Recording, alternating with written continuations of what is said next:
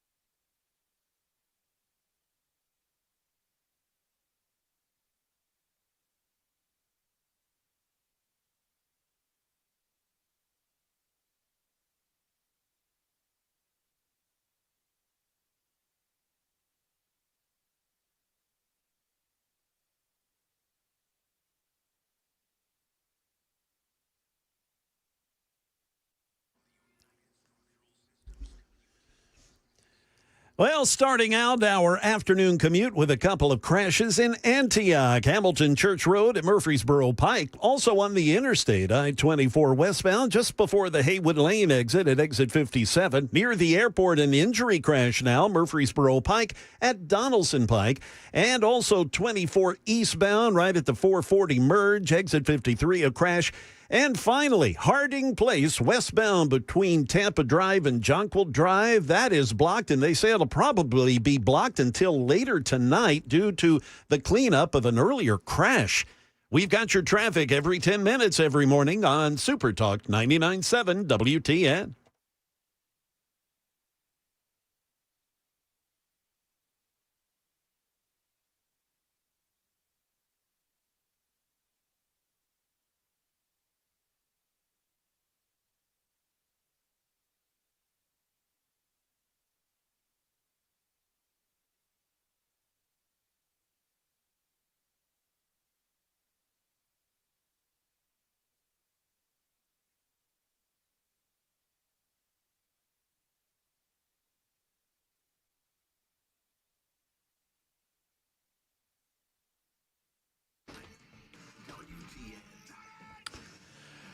Hello, kids. Welcome in. What is going on? It's a Wednesday. Feels like a Monday to me on Super Talk 99.7 WTN. My name is Matt Murphy, and I am pleased as punch to be with you for the better part of the next 4 hours. Absolutely love the idea of us communicating, talking, maybe disagreeing about some things, agreeing on most things, having a lovely dialogue vis-a-vis the phone lines and the super text line. I'm as excited as can be. I am recharged and ready to go on my first post-birthday episode of the Matt Murphy Radio Show. You can find us on a lot of different places. We'll talk about some of those places coming up in a moment. I was very confused. I thought I was losing my mind. I thought I was actually hearing things when, in fact, I had started a video on my laptop computer. I apologize. Yet again, young Jackson, I have ruined the perfect show. I seem to do this in the opening moments of every show that we have. We get into this thing and we say to ourselves, today, this episode 876 is going to be the perfect show. And then before, we're a minute or two in, I've ruined it. I apologize to you again, Jackson. I have failed you. Now there's no pressure. That's a good point. I'm like Kalen DeBoer in the rest of the football season. Hey! Hiya! In reality, there's tons of pressure on him. Yeah, I would. What's the pressure now? Now you can lose to Vandy. You don't have to worry about it. You're going to get fired anyway, right? That's what the Bama fans are telling me. Anyway, this Wednesday edition should be a fun one. September 3rd. You heard the voice of young Jackson. We call him Fraction Jackson on occasion. Sometimes we call him Watch You Jay. Speaking of Jays. There's Jay Harper back in News Closet B, gathering headlines as we speak, delivering them twice an hour, and waving his hands in the air like one of those funny little things that you see in front of car dealerships. What is up, Harper? Hey, my blood pressure, my weight, just a number of things. How are you? I mean, this is the first time I've seen you without your little contraption on your left shoulder. Oh yeah, I've been done with that for several weeks now. I got the shirt back on that says "Make my shoulder great again." I had a little PT. I took about 5 days off of physical therapy. The last time I had physical therapy today. And before today, I guess it was last Thursday. That's right. Friday, Saturday, Sunday, Monday, Tuesday, Monday, Wednesday, Yes, 5 days. How was Abigail the abuser? Abigail the abuser was not pleased. And she took it out on me. Yeah. Did you lose range of motion in those 5 days? 100%, Jay Harper. Yeah. It's odd. The idea is you got to keep those gains going. Otherwise, your arm, when you have the new shoulder and the new rotator cuff assembly and all of that crap, it just wants to kind of shrink back into its own little spot and not do what you want it to do. And I lost strength in the arm, so got to build that back up. But I'm back after it tomorrow too.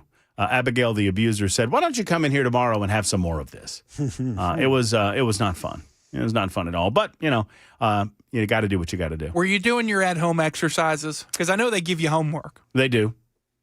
So you're asking me, was I doing my at-home exercises at the beach? Yes. I was not. Wait, I did 12-ounce curls. Well, I was going to say, doesn't count. 12 ounces at a time. Shikaboop. Yep. Shikaboop. Oh, miss. Shikaboop. Vodka, Red Bull, please. Ooh, that's your drink of choice? Well, sometimes. Are you my age? Sometimes I'll do that. If I'm if I want a little liquor, but I don't want to get sleepy, that's what you go with.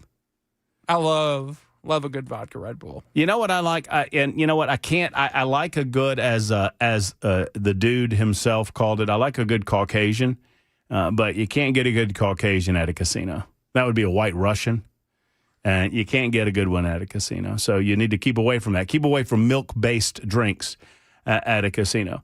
So I typically will go with just a beer of some sort. What was your beer of choice this weekend? Let me guess.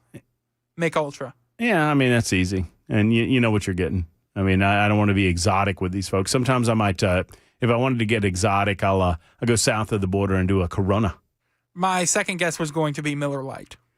Nah, I did Miller Lite in college. Too much of that in college. But mostly I'll go with a vodka cran if I'm drinking. Vodka cran, you can't go wrong.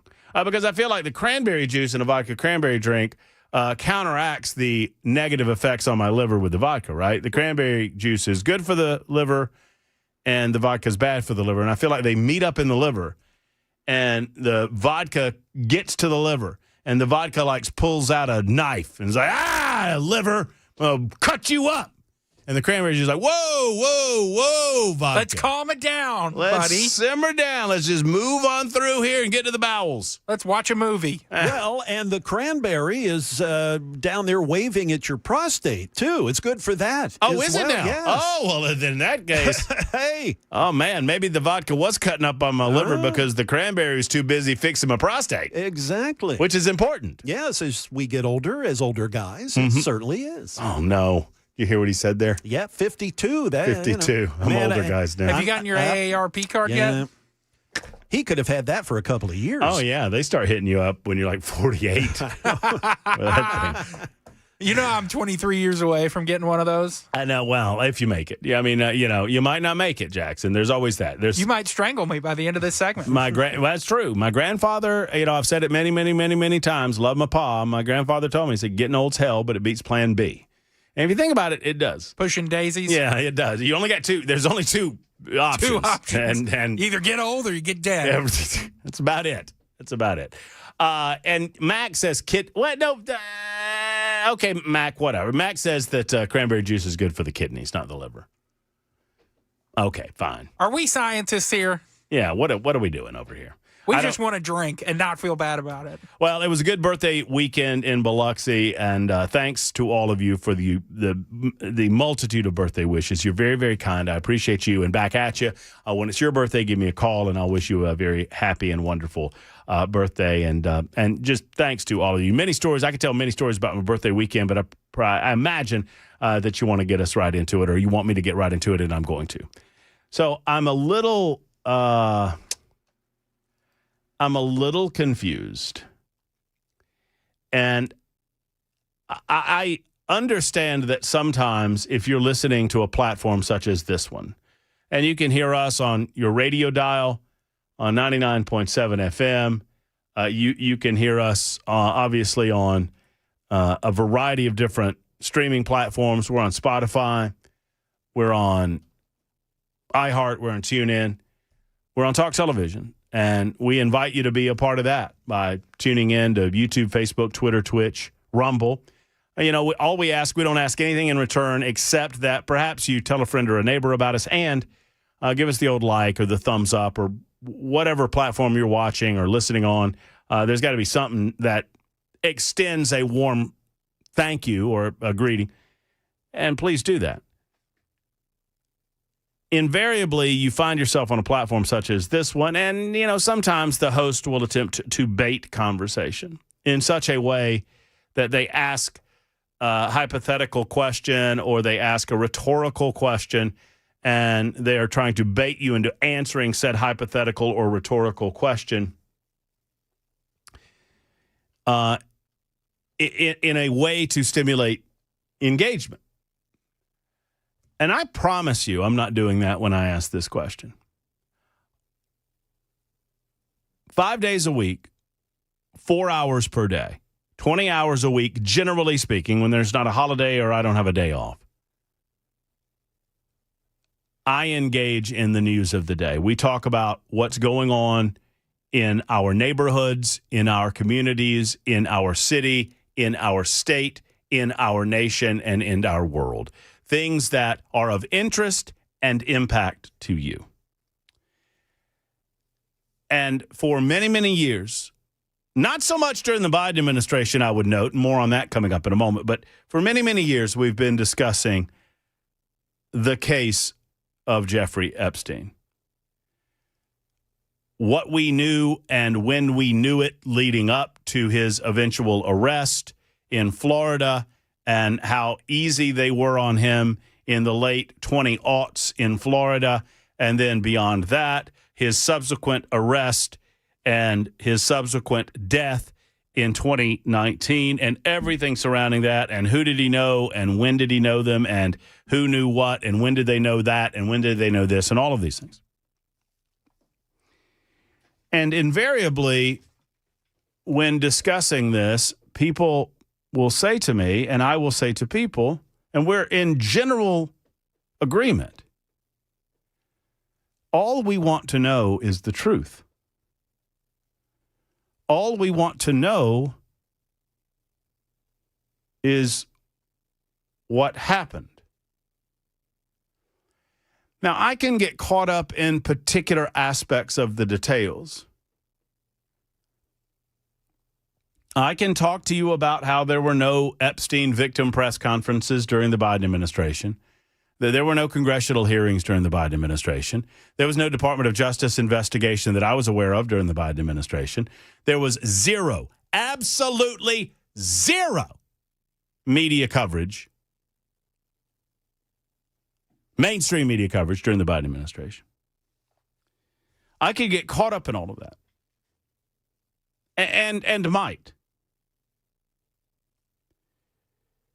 We all know that the game is not rigged to be fair. The game is rigged for particular players of the game.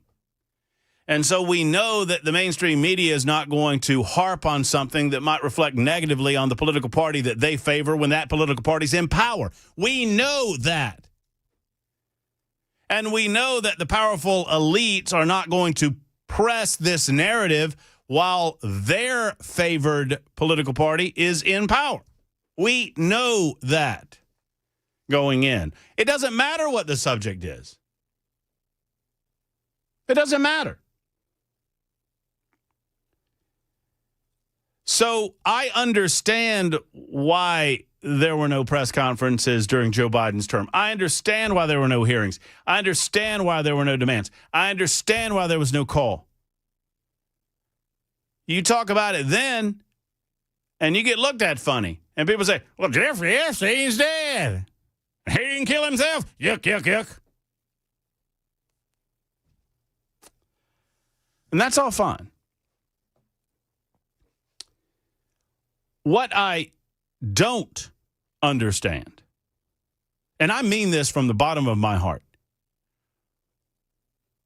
why do we not have all of this information? Why has this, quote, information not been released? What, can someone answer that question with a legitimate answer? Not because they're powerful people that don't. I want to know what legal reasons exist that would create a dynamic by which the Department of Justice of the United States of America cannot release this information right now. Right now. And be done with it. Donald Trump's administration should release it all, every bit of it, every bit of it. Now, that said, what happened earlier today was nonsense. And I feel for the victims of Jeffrey Epstein. I'm not trying to suggest that they are nonsense. What happened was nonsense, and I'm going to tell you why.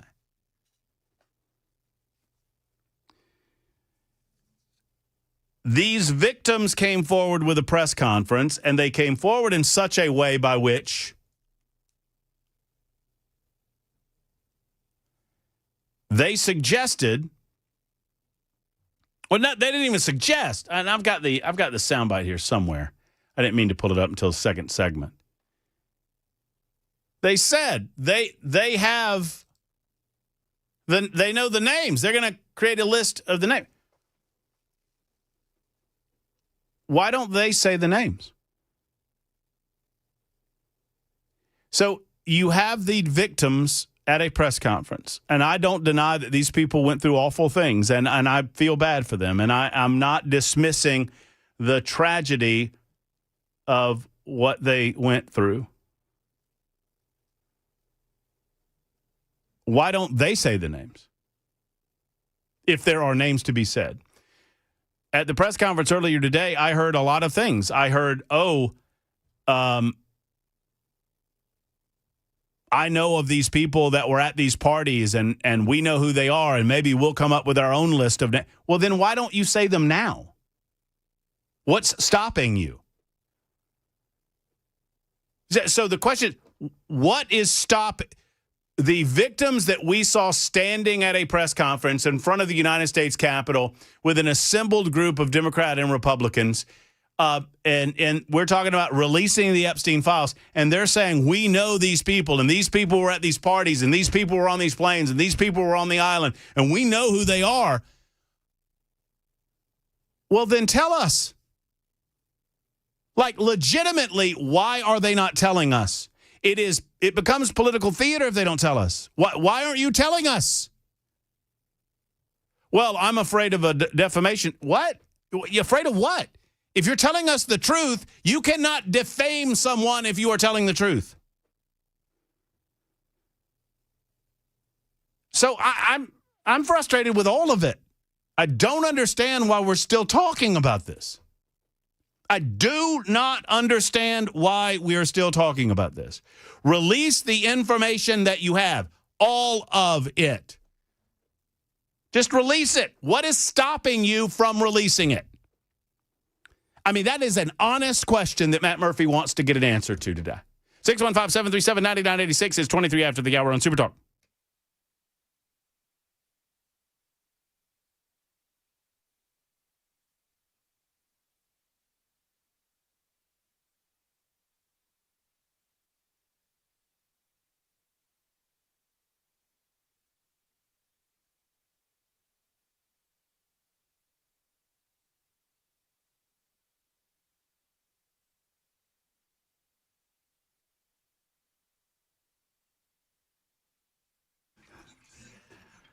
Hello, friends. It's Matt Murphy, and I want to talk to you for a moment about Savory Spice. They're in Franklin. They're located just off the square in Franklin. Absolutely love these folks. Holly, David, and the rest of the team at Savory Spice, they're good people, and they deliver the goods when it comes to all the things that you need to make your dinner, your lunch, whatever it might be, special and even better than ever. Look, you don't want to depend on the big box stores for this type of thing. You don't want to depend on those clumpy spices that have been in the back of the cabinets for Lord knows how many years. You need Savory Spice in your life. The freshest of the fresh, the exotic spices that you can't find anywhere else, the different blends of seasonings and salts and all manner of things. Savory Spice delivers time and time and time again. Great gift-giving ideas at Savory Spice. If you have someone that loves the kitchen in your family or in your life, then you need to get to Savory Spice for them and for yourself. And they can feed you baby birds if you don't know your way around the kitchen. Spice and Easy line of products are good, too. Savory Spice, located in Franklin, next to the heart of Franklin, right there in the square. Tell them Murphy sent you to the one and only Savory Spice.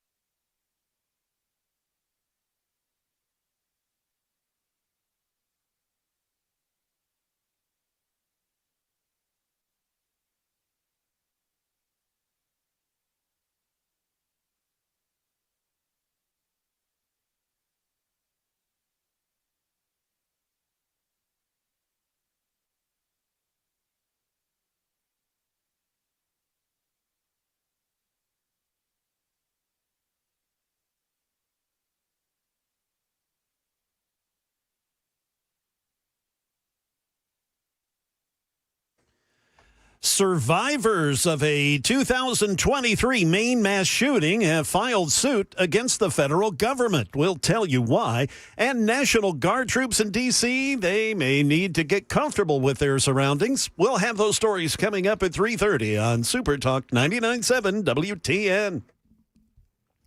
Super Talk 99.7 WTN. Anticipating a conversation. By the way, we got a loaded week. I know that I have had I've had a day off, right? Yesterday was a day off for Matt Murphy. The day before that, it was a day off for most of us here at Super Talk 99.7 WTN because it was Labor Day. We do not labor on Labor Day. So it's a compressed week for me this week, but that doesn't mean that I'm resting on my laurels. Got Congressman Gary Palmer an hour from now. Congressman Palmer represents the 6th Congressional District of Alabama. He's a good friend of mine, and he was present in front of Donald J. Trump yesterday. I guess it was yesterday when they announced that U.S. Space Command was officially moving from Colorado back to Huntsville, Alabama, which frankly is going to impact not just Huntsville, but it's going to impact southern Tennessee as well. I mean, folks out there in Chattanooga and Lynchburg and some of those areas in the southern portion of our state along the I-65 corridor ought to benefit greatly from U.S. Space Command being in Huntsville, Alabama. We'll talk with Gary about that at 4:35 today. At 5:05, Michael Lotfy will stop by to discuss the debate that we will participate in coming up this Friday at Cabaret. I hope you've already gotten your tickets. If not, I believe they are maybe still some available. We'll find out from Lotfy at 5:05 this afternoon. And anticipating a conversation with Andy Ogles at 3:35 today as well. Also coming up later on in the week, we've got Nashville Metro Council person Courtney Johnston will be with us to talk about some of the confusing language on the part of the mayor's office with regard to a number of issues, to include what they knew and when they knew it on the tunnel deal. Freddie's being a little bit loose with his language. I think that's a fair way of putting it. When he says, oh, we didn't know anything about this, and they knew everything about it. They knew everything about it. They intentionally begged the boring company to get away from them on it because they wanted their transit deal to go through, and then they felt like Elon Musk became too toxic. They didn't want anything to do with Musk. And they said as much, and it's documented. So we know that, I mean, saying that the mayor of the city of Nashville is lying, that would be strong language, wouldn't it? That'd be strong language. That's why I'm using it. He's lying. He's lying. I mean, Freddie, I know you. I had a beer summit with you. You are lying to the people when you claim you know exactly what you're doing with the language, and you know the end result, and it is a lie. If your intention is to confuse or to deflect away from what really happened, any way that you do that amounts to a lie, and you can try to use the language to your advantage, but you said that there was just general talk. You had a specific plan in front of you, and you said, I don't want to talk to you about this anymore. And you lied about that. So I don't know what to say to it. Also, Knox County Mayor Glenn Jacobs is in town tomorrow, and he's going to stop by the show as well. So 30 after the hour, Super Talk 99.7 WT. You never know where we're going next. Stand by.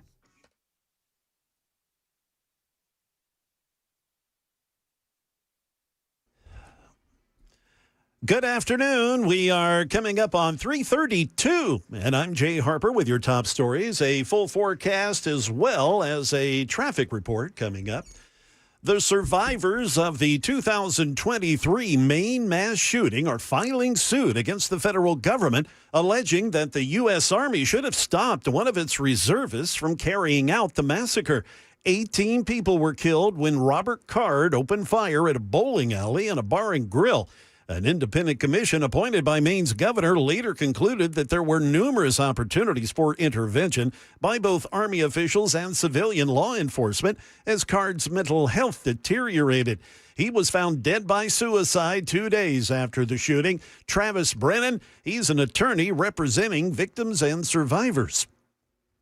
Failed to act when it learned that Card had become delusional and was hearing voices. It failed to act when it learned that Card had a hit list. It failed to act when it learned that Card had threatened to commit a mass shooting. A federal judge has set the terms for what Google needs to do in order to shave off a monopoly it has on the internet. According to Judge Amit Mehta, Google doesn't have to sell off its popular tools like Chrome or Android to its competitors. Instead, Google will need to share some user data with its competitors. ABC's Elizabeth Schulze says the tech world is celebrating it as a win. Alphabet, the parent company of Google, shares are up almost 9% today. Apple shares up about 3%. And just to put that into context, we are talking about more than trillion-dollar companies here. So just today, hundreds of billions of dollars in market value added to them. National Guard troops on the ground in D.C., they're expected to have their military orders extended through December. That's according to a report citing unnamed sources on CNN this morning. The crime crackdown, it seems to be working. Tennessee U.S. Senator Bill Haggerty on the Dan Mandis Show. It certainly seems a lot more calm. I spoke with my staff yesterday and just asked them to raise their hands if they felt more safe. Every hand shot up. It's really just amazing that we ever allowed our nation's capital to get to the state that it is in. As of this week, they were just shy of 2,300 National Guardsmen assigned to that mission in D.C. That's the latest news. Traffic and weather are next. I'm Jay Harper, WTN News.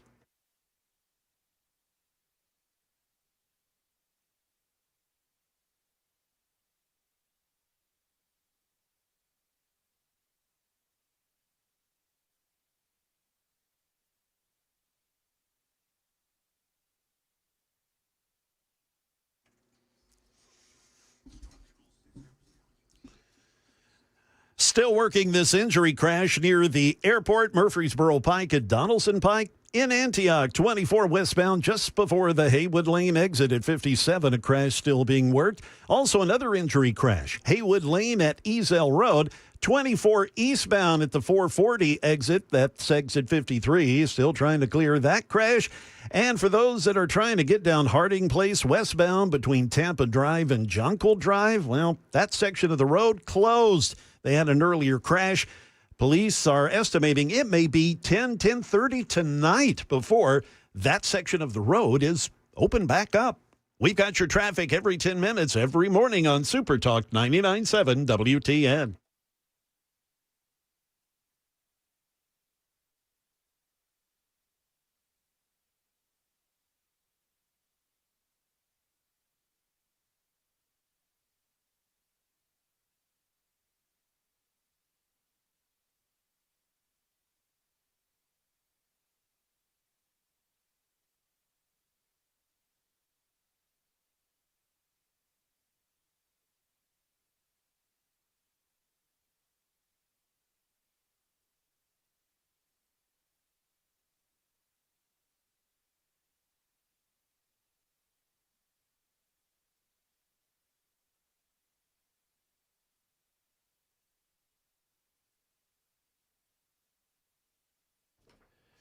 You know, this is the time of year where the bugs and the pests, they get more persistent than ever because they sense that the fall is coming and they're looking to take up shop in your home, in your place of business. And if you don't have U.S. Pest in your life, well, you're just allowing them to do it, right? I always say that the pests that come to your home, that come to your workplace, they're little communists. They want to take what's yours.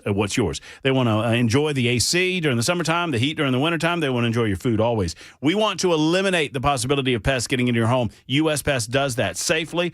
They protect your home. They protect your health. They protect your family. They protect your pets. And they will offer you a free inspection right now with U.S. Pest. Go to uspest.com for more information, uspest.com, or I've got a telephone number. They'll come out. They'll never try to pressure you. If you currently have a pest control company that you're not satisfied with that comes monthly, you can change that. You can get a better one. That's U.S. Pest. They're simply the best. uspesta.com or call 590-1260, 590-1260. And when you do, tell J.K., Erica, or the rest of the team that Matt Murphy sent you to U.S. Pest.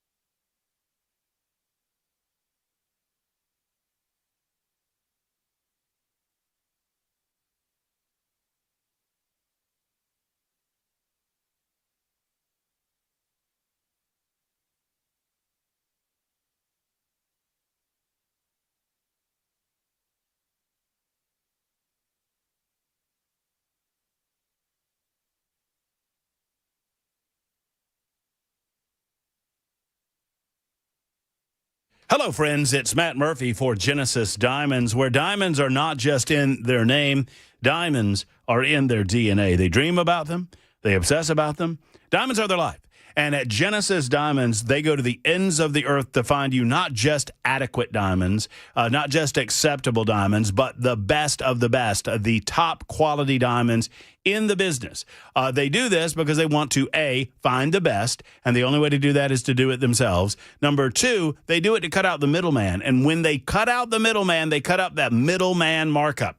And with that, they're able to sell you the highest of quality diamonds for less money than the other guys. There are no tricks here. It's just the way that I drew it up. It's the way that they drew it up at Genesis Diamonds. They're your source for hand-picked GIA-certified diamonds at the guaranteed best price, and they have 2 locations to serve you. So it's a no-brainer. If you have a birthday or an anniversary coming up, if you've got a special occasion, or if you're looking to pop the question, let's get a beautiful diamond from Genesis Diamonds, your diamond dealer in Middle Tennessee. Green Hills in Cool Springs. Stop by to either location. You'll see more diamonds than you've ever seen in your life. And men, when you do, tell them Matt Murphy sent you to the one and only Genesis Diamonds.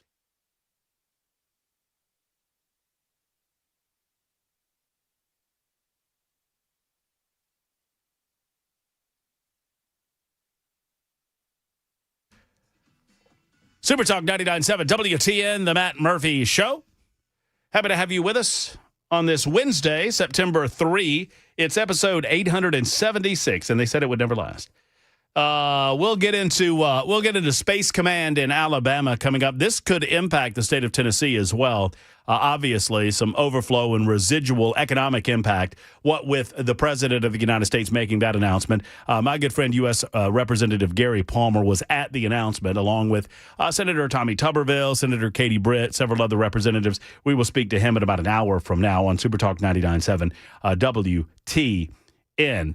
Right now, we are pleased to be joined by one of our own fine representatives in the halls of Congress. It's Representative Andy Ogles of the 5th Congressional District joining us on the Murphy Show hotline. Andy, always good to catch up. How are you, sir? Doing great. That's quite a number of episodes you got there in the books, but I mean, hey, you can give people what they want. Tell you one, it feels just like yesterday that I got here and started to lay the land, and then you got elected. I mean, it was just a lot of things going on, Andy, a lot of things. Time flies when you're having fun. Are you having fun yet in Washington, D.C.? I mean, how's the crime in Washington, D.C. now that our man DJT is taking over the streets? Well, what I'll tell you is when it comes to fun, I'd rather be at home with my family. But, I have a job to do, so I'm here in D.C. But, to your point on crime, I mean, you can walk down the street and feel safe. I mean, crime has been cut in half. Carjackings are down 86%. I mean, and so President Trump has created a model of where you have a city that's run by inept or ineffective or, quite frankly, unwilling mayors. That there is a path forward. There is a way to secure the streets. And look, here in D.C., you've had 2 members of Congress mugged. You've had staffers stabbed. You had an intern murdered. You had the young man, affected from Doge, known as Big Balls, who was almost beaten to death trying to help a woman who was being carjacked. And that was the state of play and what was normal in Washington, D.C., until Donald Trump said enough is enough. And it's proving. And so, look, if you're a Chicago, if you're a Memphis, quite frankly, if you're a Nashville and you're not securing your city and there's a way to do it, President Trump is likely to send in the National Guard to secure the streets. On part of this, I think we'll agree. On part, maybe we won't. But I want to talk about the parts that we agree on, and then we can dissect your position on the rest of it. The Bowser Act, I know that you are a co-sponsor of the Bowser Act, which I think is very cleverly named. I think Mike Lee is on board with that, and several other members of the House. And it is basically saying that, look, we created this home rule for Washington, D.C. in the 1970s. Over the course of 50 years, we've got plenty of evidence that it's simply not worked. And it's kind of reverting back to the system that we used for most of the country's history in terms of governance of the District of Columbia. Do I have this right? Absolutely. So, I mean, obviously the idea being that the District of Columbia is separate and distinct from the rest of the states. And that's kind of where I go to your position on Memphis and Nashville and others. Just talk to us about, I mean, your position on on Memphis and even Nashville. You made the statement that if Nashville's not going to protect its citizens, that Donald Trump should. But a state is just, different than the District of Columbia. Obviously, the 10th Amendment means something, right, Andy? Absolutely. So first on the Bowser Act. So when you go back to the 1970s, Congress, put forward a mechanism where the DC could elect a mayor and a city council, and then they would self-rule. And what we've seen over, again, the last 50 years, that DC has not been managed well, but neither from a fiscal standpoint, from just an overall management or crime standpoint. And Trump has stepped in just a matter of a couple of weeks and literally cleaned up the streets and turned our nation's capital, which really is kind of the front porch of America, into a safe city again. Now, and I agree with you totally. Look, we are a republic of free states. There is an obligation by the mayors and, quite frankly, the governors across this country to do their jobs. But when you have a circumstance where you have a mayor or a governor, and I'm not saying this about our governor, but if you have a mayor who is really thumbing their nose at law and order, the streets are not safe, there is a conversation that needs to be had to say, look, we're going to clean up Memphis streets so that the people can take back their communities and return that back to the people of Memphis or the people of Chicago or the people of New York, et cetera, to prove the point that mayor is, quite frankly, ineffective, incapable, and inept at their job. You have a right to walk down the street and not get mugged. You have a right to go to the store and not get raped. And that's what's occurring all over this country because you have these woke, radical mayors who've turned their citizens and their communities into victims. And enough is enough. Trump, if you can clean up Washington, D.C., which had one of the highest crime rates in the country, except for maybe Memphis and Louisiana and New Orleans, it can be done all over this country. Right, except the law might be getting in the way of the president's ability to do that based on the 10th Amendment of the Constitution, which is why I referred to it. The 10th Amendment doesn't apply to the District of Columbia, but it does apply to the state of Tennessee. And I do think, Andy, and I have all the respect in the world for you, but when you say we don't just need the National Guard in Memphis, send them to Nashville, Comrade O'Connell's using the city as an outpost for international gains to set up shop in our neighborhoods. I don't disagree with that. But we've also heard from Governor Bill Lee, who has authority over the National Guard unless and until the president decides he wants to federalize them. And it sounds like you're calling on the president to federalize the National Guard. Are you? No, again, I think there's the opportunity for the president to work with governors, including Bill Lee. We've declared the narco terrorists, the drug cartels as, terrorist entities. If you have terrorists operating in Nashville and Memphis, there's the opportunity. And again, it should be done in a partnership with the states. But again, when you have a mayor like we have in some of these cities across this country who are not upholding the law, they're not following through on the law, there's the opportunity. And again, I think it should be done in honor of the 10th Amendment, in honor of the Constitution. But again, the citizens have a right to be safe. Well, I'm just curious what you're calling on then, Andy, because the governor, Bill Lee, has said that he has no interest in sending out the National Guard to Memphis. So, I mean, are you just politely disagreeing with the governor in terms of what should be done there? Do you think, I guess I'll ask it this way, do you think that the governor should relook at the possibility of calling the National Guard out in Memphis specifically and then in Nashville particularly, considering the amount of crime that we're seeing in those two cities?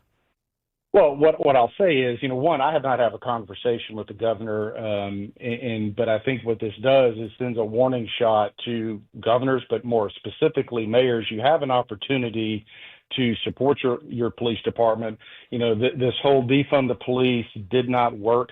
The communities that try to defund the police have failed miserably as far as crime goes. These communities that have set up these oversight boards that handcuff, literally, or proverbially speaking, law enforcement from being able to do their jobs, you're seeing crime rates go up. So again, as far as the legalese and how do you do it and honor the Constitution, I'll leave that to the attorneys.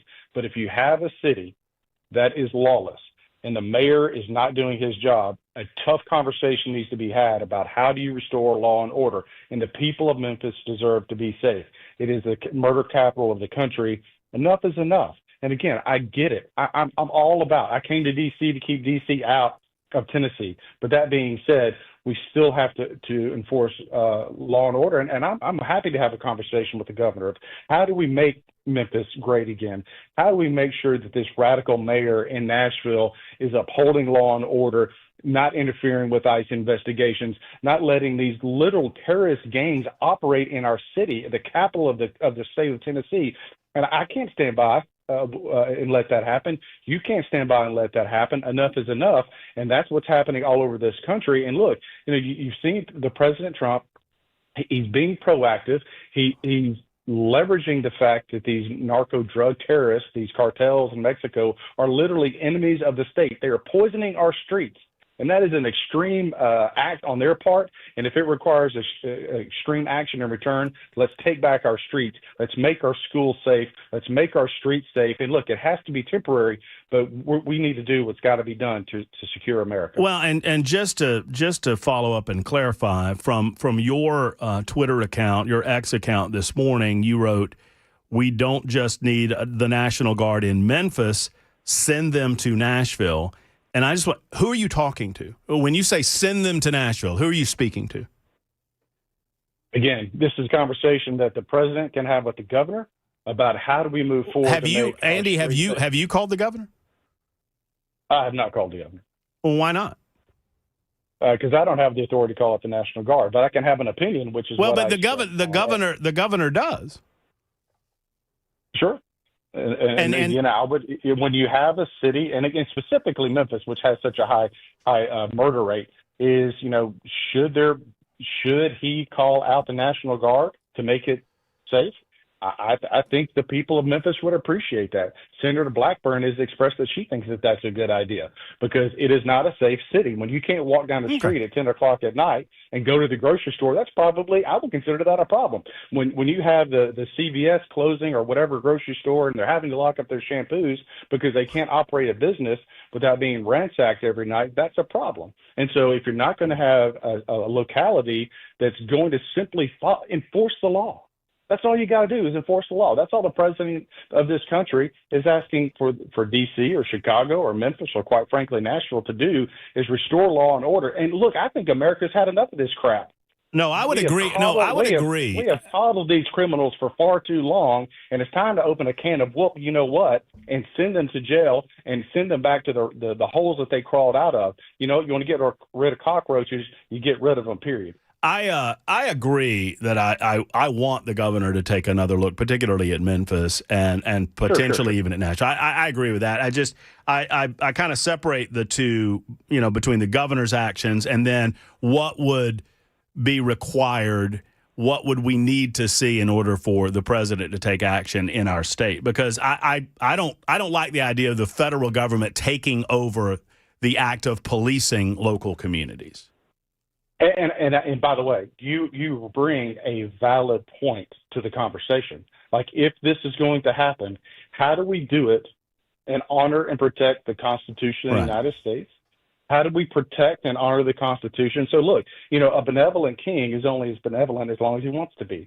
So how do we make sure that we don't set a precedent that could literally be weaponized against us in the future? Those are important conversations that have to be had if the president decides to take action outside of Washington, D.C., which is its own unique island in the middle of, the United States of America, if you will. But that being said, these mayors need to understand and recognize is that you have a proactive president of the United States. He is an out-of-the-box thinker.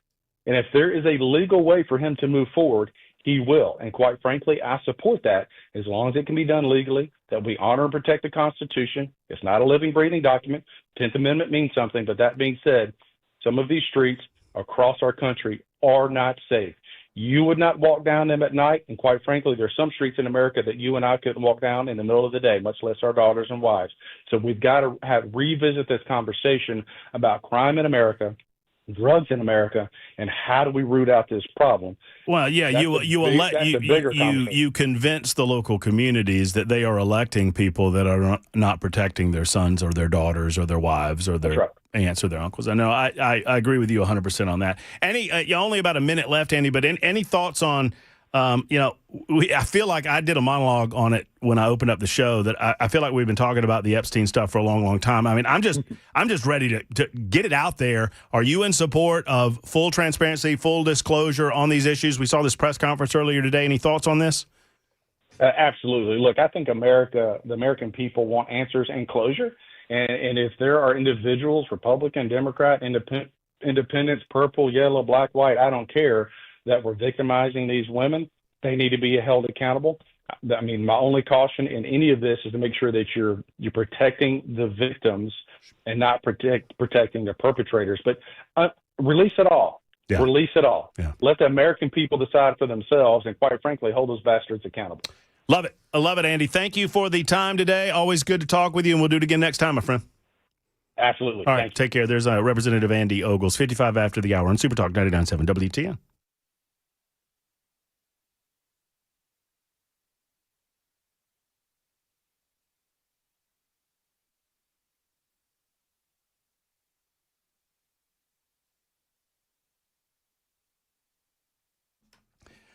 Are you feeling sick? I start getting a little cold this time of year. And if I get one this time, but it's because of the change of the season. Maybe not. Maybe about a month from now.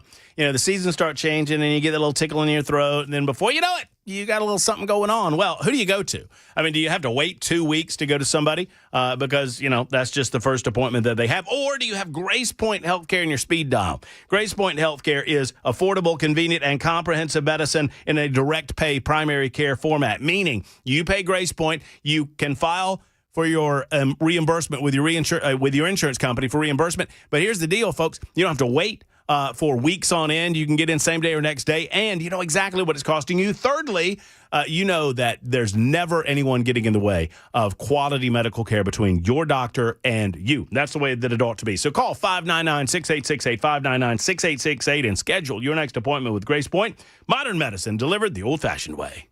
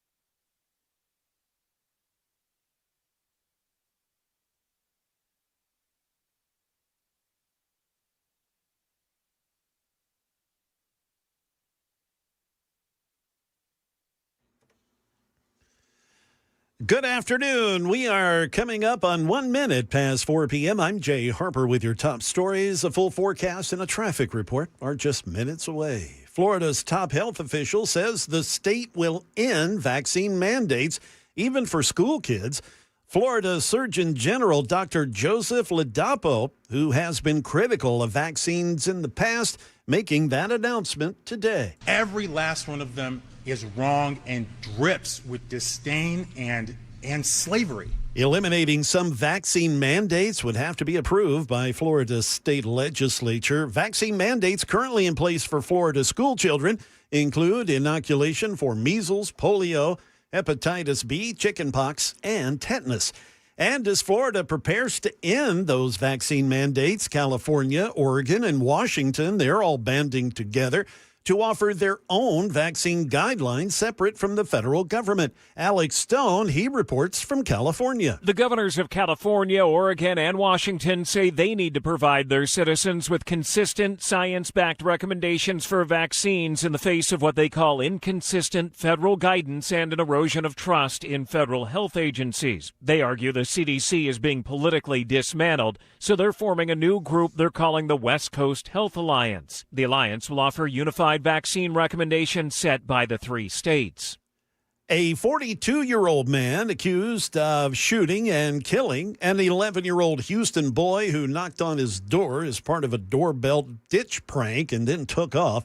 That man faced a judge today. Once again, here's Alex Stone. Are you Gonzalo Leon Jr.? In front of a judge, Gonzalo Leon heard the case against him laid out by prosecutors. Prank is commonly called ding-dong ditch. The judge setting bond at $1 million. Harris County Assistant District Attorney John Brewer says a high bail amount is warranted. The allegations involve someone intentionally killing an 11-year-old for knocking on their door. Leon's defense attorney says they take issue with some of the DA's allegations. Leon remains in jail, charged with murder. That is the latest news. Traffic and weather are next. I'm Jay Harper, WTN News.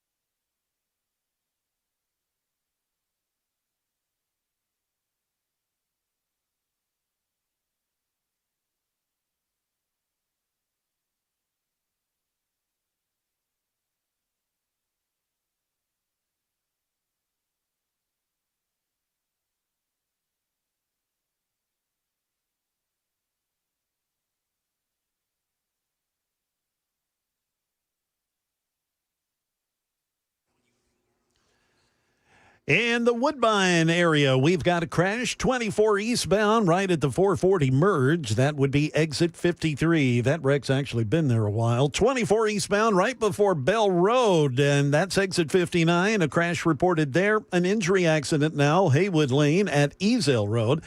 Bell Road at Stewart's Ferry Pike near the Percy Priest Dam. We've got a wreck there. And Harding Place, westbound between Tampa Drive and Jonquil Drive. They are still cleaning up from an earlier crash, and that road still blocked at that location. We've got your traffic every 10 minutes every morning on Super Talk 99.7 WTN.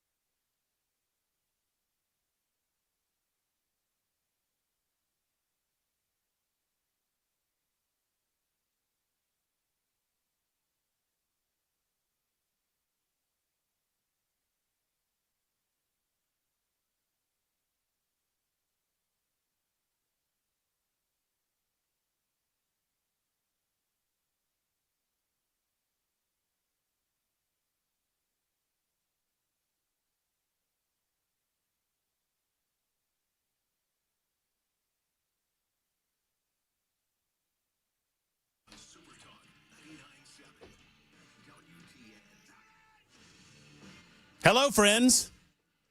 Welcome in. It is 7 minutes after 4 o'clock. I hope you've been here for over an hour. But if not, if you're just joining us, don't worry. We've got 3 full hours of what I hope to be talk radio excellence for you on this Wednesday edition, September 3rd. Thank you for being around. My name is Matt Murphy, and I'm just a part of the trifecta. There's Jackson behind the glass, making sure that everything that comes out of our speakers sounds as good as humanly possible. He also screens your telephone calls or your communique via the telephone lines at 615-737-9986. Say hello, Jackson. Hey, bud, is that what we're doing now? Radio excellence? That's what we're trying. That's what we're aspiring toward. I didn't get that email. Well, I mean, it's a slow. It's an arduous journey. We really started it 876 days ago or shows ago, and it's a long, long journey. We're playing the long game around here, Jackson. Sounds like we're behind schedule. I feel that way too. You know who's trying to keep us up? Jay Harper. Jay Harper. He's doing his best. He's subbing in for Ken Weaver this afternoon. Jay doing a great job. Ken back tomorrow, my understanding. We can ask Weaver had a couple of interesting posts over the weekend regarding foosball. And I'm interested in your take on foosball that I'm probably going to get in the 6 o'clock hour there, Jackson. Oh, you want a sports minute in the 6 o'clock hour? I want an Action Jackson sports minute in the 6 o'clock hour on your overview of what happened last week and maybe a little taste of what's to come in the NFL this weekend. Will our resident Gump, Cameron Smith, be joining us? I believe that is true, yes. He will be here just after Michael Lotfi in the 5 o'clock hour, and we can extend his time well into the 6 o'clock hour, and I think we can make that happen. You know, when you say resident Gump, you mean Alabama fan? Yes, that is what they're known in my... In your circles, you call them Gumps? Yes. As in Forrest Gump? Yes. That's pretty good, actually. I love telling them to bleep off or anything like that. Go back to Greenbow, Alabama. I texted my buddy. Which doesn't He was exist, complaining about Alabama. I called him Gumpy instead of Grumpy. Ooh, you're good. Gumpy. Stop being so Gumpy. You know what? You know what makes him mad? If you talk about how their players were loafing. Oh, they were loafing. And that's like a technical term, though. That's like football coaches use this as a way to analyze their play, right? Nick Saban would have vapor locked by the halfway mark of the first quarter of this football game. Well, it was. I think a lot of people who have watched Alabama excel over the last 16, 17 years in the SEC, a lot of other teams were watching that game result with delight. Just couldn't stop smiling. I mean, you know, is what it is. 10 minutes after the hour, what did you think of our representative in the 5th Congressional District, Andy Ogles? Listen, there are certain things that congresspeople do that are performative in nature, and this is one of them. When you tweet out this morning, we don't need the National Guard in Memphis. We don't just need the National Guard in Memphis. Send them to Nashville. Comrade O'Connell is using the city as an outpost for international gains to set up shop in our neighborhoods, punish criminals, and the mayors who work for them. And I asked Andy the question, who are you sending this to? Is this a message for the governor? Is this a message for the president? Who's this a message for? Because while I understand the concern that we have about certain metro areas in our state and certain metro areas in our country, we also have a Constitution of the United States of America. We also have the rule of law. And while presidents of the United States of America can take actions to federalize the National Guard, this presidential power has almost exclusively been utilized in ways that would address a specific event or a specific moment in time, i.e., integration of the public school system in Arkansas in the 1950s, i.e., integration of our colleges in the South in the 1960s, i.e., the Los Angeles riots of 1992. There have been times, and mostly when a president of the United States federalizes the National Guard, this is not only having to do with some specific event, but it also is with the blessing of the governor of that individual state. Now, whatever his name is, J.B. Pritzker in Illinois, he could not care less about the people dying in Chicago. He doesn't give a crap about the people of Chicago, nor does Brandon Johnson, the mayor of that city. If they cared, they would do the things necessary to stop the crime. They have no interest in talking about black-on-black crime in that city, which is what it primarily is. All they want to use their bully pulpit as a platform to bash Donald Trump. And Pritzker specifically wants to utilize it to potentially launch himself into a presidential candidacy against the Republican Party and an acolyte of Donald Trump by claiming that Trump is an authoritarian or whatever. Why? Because he's not doing his job. Everyone recognizes that they're not doing their job in Chicago. Here's what I would suggest, that if you care about crime in Chicago, if you care about crime in Memphis, you need to lean as hard as possible on your local leadership. And if you come to nothing by leaning on that local leadership, then you need to lean on state leadership. Now, if I had the governor sitting in front of me now, or when we have the governor on our show the next time that we talk with him, and we've had him on plenty, I will suggest to the governor that it is time, maybe even beyond time, to look at the crime in Memphis, to look at potentially even the crime in Nashville, and ask ourselves,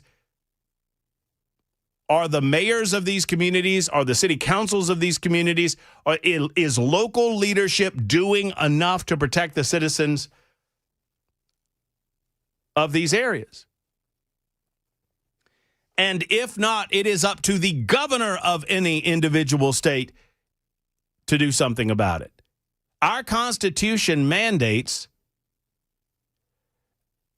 that we handle crime and punishment, that we handle law enforcement locally and through the states. And the 10th Amendment guarantees that any power not specifically delegated to the federal government is left to the states. So a president of the United States of America does, in fact, have the authority to federalize the National Guard and take them out of the governor's command and placing them under federal control. But this authority rests on a couple of things. One, the Insurrection Act, and I don't know that any of us would suggest that general crime is a quote-unquote insurrection. And for specific purposes, such as suppressing rebellion or executing federal law. And I don't see any of those things going on in Memphis. I don't see any of those things going on in Chicago. Now, you guys know me. You listen to me a long time. You know that I support our president of the United States of America. And I sure as hell support his efforts with regard to immigration and customs enforcement. Because that is under the umbrella of authority for the federal government. The federal government secures our borders, and the federal government deals with those that have gotten into our United States of America illegally. That is a part of their purpose.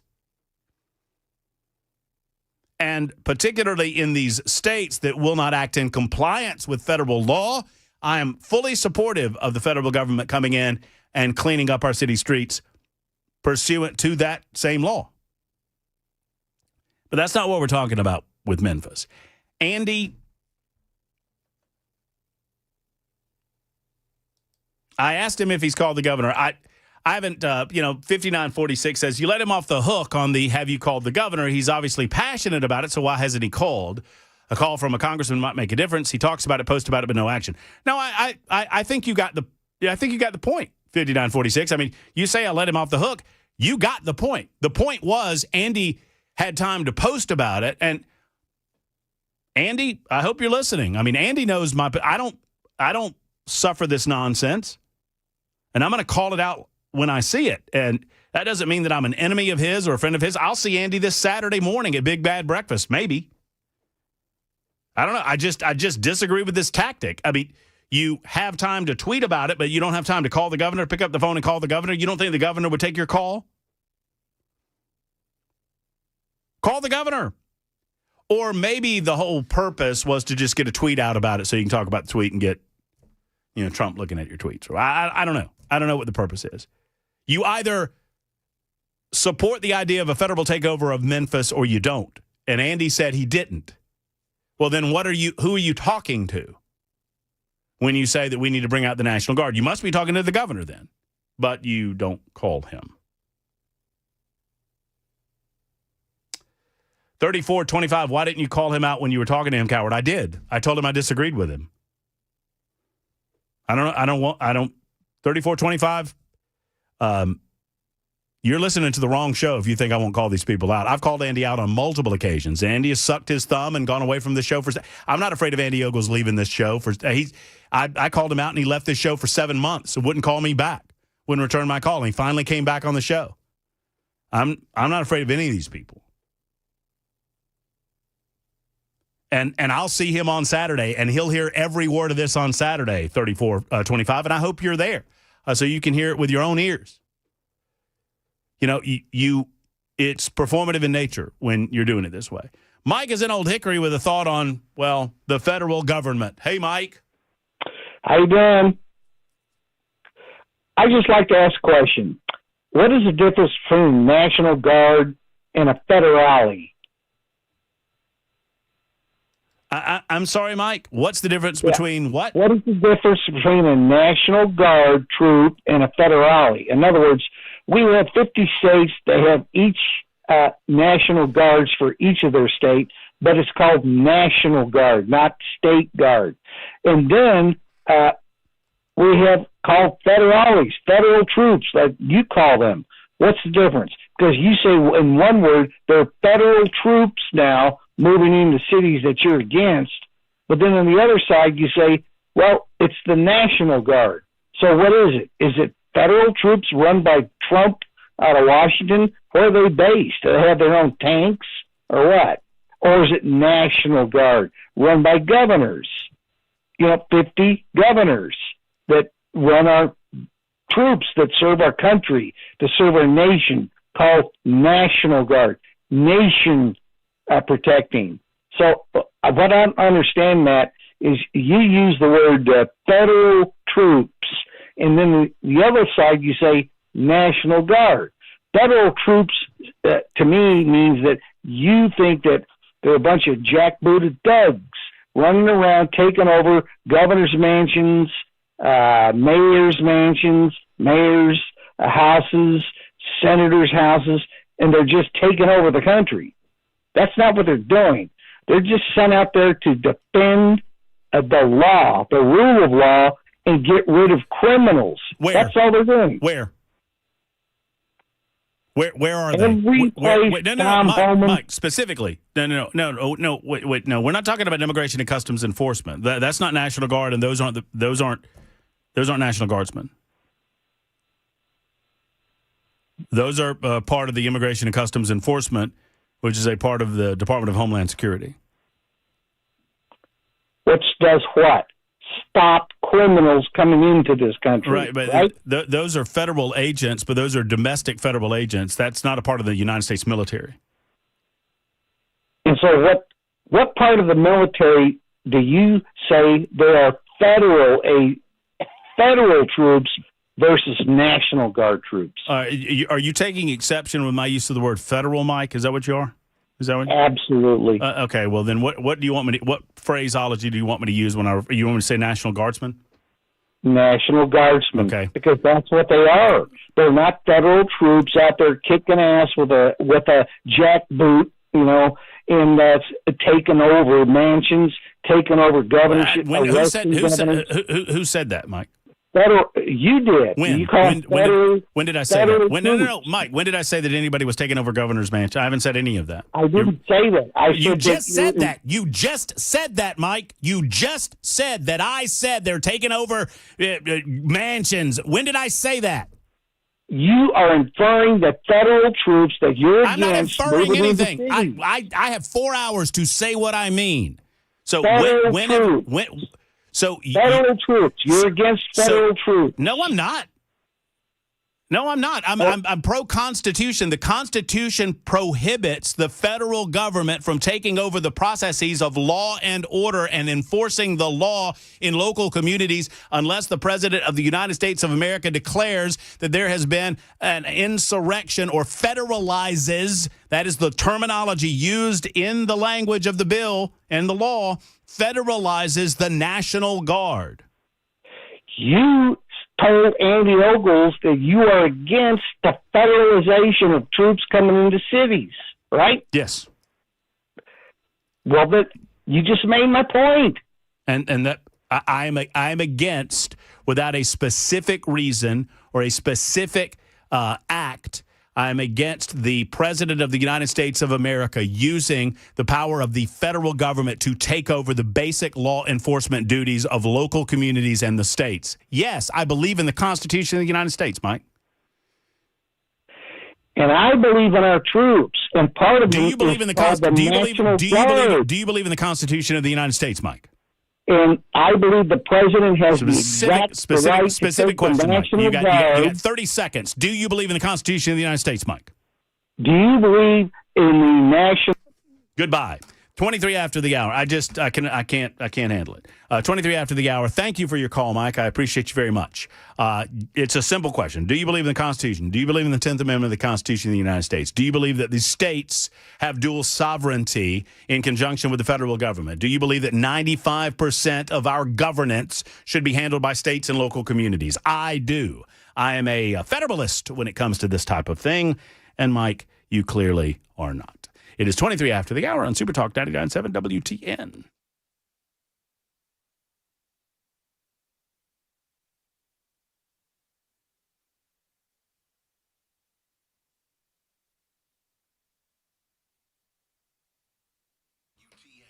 Hey, friends, it's Matt Murphy, Alpha and Omega. They're not new to what they do. Man, oh, man, they've been in the computer industry for a long time. Michael's seen a lot of changes over the years. Since 1998, he has been serving Middle Tennessee with small, medium, and large-sized businesses with exceptional IT, with incredible cybersecurity. He does it all at Alpha and Omega, which is why they call themselves Alpha and Omega. Y'all get that? So if you have a contract coming up, an IT contract coming up, and you're looking for a new IT person, do not settle for the same old, Alpha and Omega.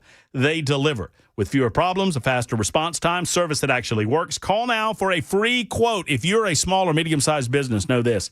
You're threatened, just like the larger businesses, you are threatened with ransomware and cyber attacks. You need to protect yourself with Alpha and Omega. 615-784-0096. 784-0096 or call ANO.net. That's A&O.net for our friends at Alpha and Omega.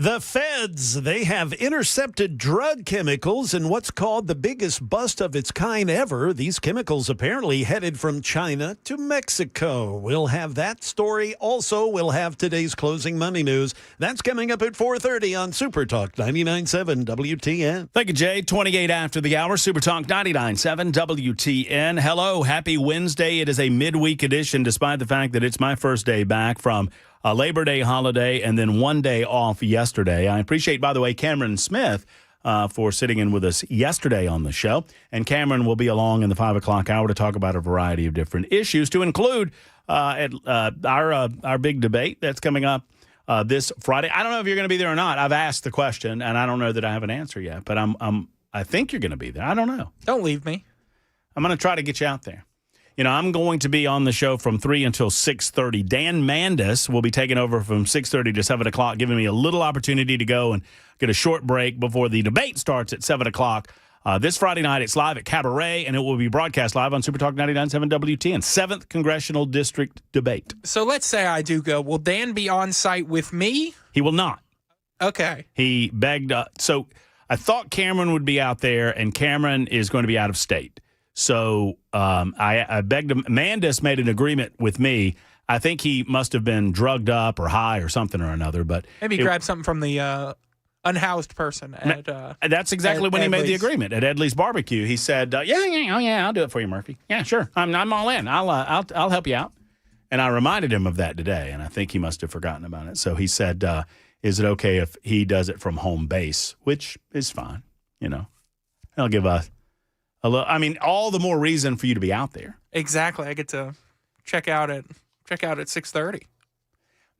No. You'll be working harder at 6:30. We'll need you out there from 6:30 to 7 o'clock. Yes. I'll be working very hard from 6:30 to 7, making sure that Dan Mandis does his show in a prompt and formal fashion live from his home studio. There you go. That's exactly what I needed to hear. Jim is next. Hey, Jim. Hey, how you doing? Great, Jim. Hey, in regards to that last caller, about National Guards. So we are all, as far as National Guard is concerned, we're all federal troops. And the reason why I say that is because we've all done federal missions, right? We've all, National Guard has been deployed to Iraq, Afghanistan, Kuwait, all over this world. So what's the difference, between us going to overseas missions and doing missions inside the U.S.? We're under the federal government. We don't have a choice, and the governor can't tell the president, "Hey, sorry, you're not going to send the troops over to Afghanistan or Iraq." He doesn't have a choice. The troops are going to go, and that's it. So, as far as I'm concerned, we're all federalized. Our orders are all written by the federal government. I looked at it, and maybe Mike was taking exception to this. I look at the two terms as relatively interchangeable. The National Guard, we use that more based on, powers delegated by the individual governors or, in some cases, the President of the United States with regard to doing things in our home country. A lot of times these are emergency declarations after, we just saw the 20th anniversary of Hurricane Katrina. There was National Guard troops federalized during that time. The distinction is just when the President of the United States usurps or takes over the authority of the governor of said state and federalizes the National Guard, which is normally under the power of the governors of the individual states. That's when we talk about federalizing the troops. And that's what we're talking about if the president were to, for example, call the troops into Chicago, Illinois. Now, the president believes that he has the legal authority to do that. I do not believe that we've reached a point where we have a crisis or an emergency that would give him that authority to usurp the wishes of that governor. No, and I completely agree. And my thing, and the other thing too is if you look at a lot of social media out there, and of course they're always saying, hey, we look at the white liberals out there. They're the ones that are 100% against sending troops into the cities. But then again, if you actually talk to people who are on the other side of the aisle, well, not even the other side of the aisle, but we'll just say the inner cities, they want troops there. So I think if you actually had unbiased reporting, you would see a 50-50 split on whether troops should or should not be there, or should I say troops wanted or not wanted there. Well, no, sure. I mean, and look, I understand that a lot of people are frustrated, and I've got to run. A lot of people are frustrated by the fact that clearly the governor of Illinois is not doing his job. The mayor of Chicago is not doing his job to protect and to serve the citizens. But the citizens vote and elect on those people. They vote on those people. This is the way that a representative republic works. And because we don't like the manner in which they govern a certain area or a certain state does not mean that the president of the United States should have the power to usurp the authority of the voting public and come in and take over. That's not the way that any of you want it to work, especially if you have a liberal governor, or rather a liberal president, taking over the authority of a conservative governor. It's I'm way late. I apologize to Jay Harper in the newsroom. It's 33 after the hour on Super Talk.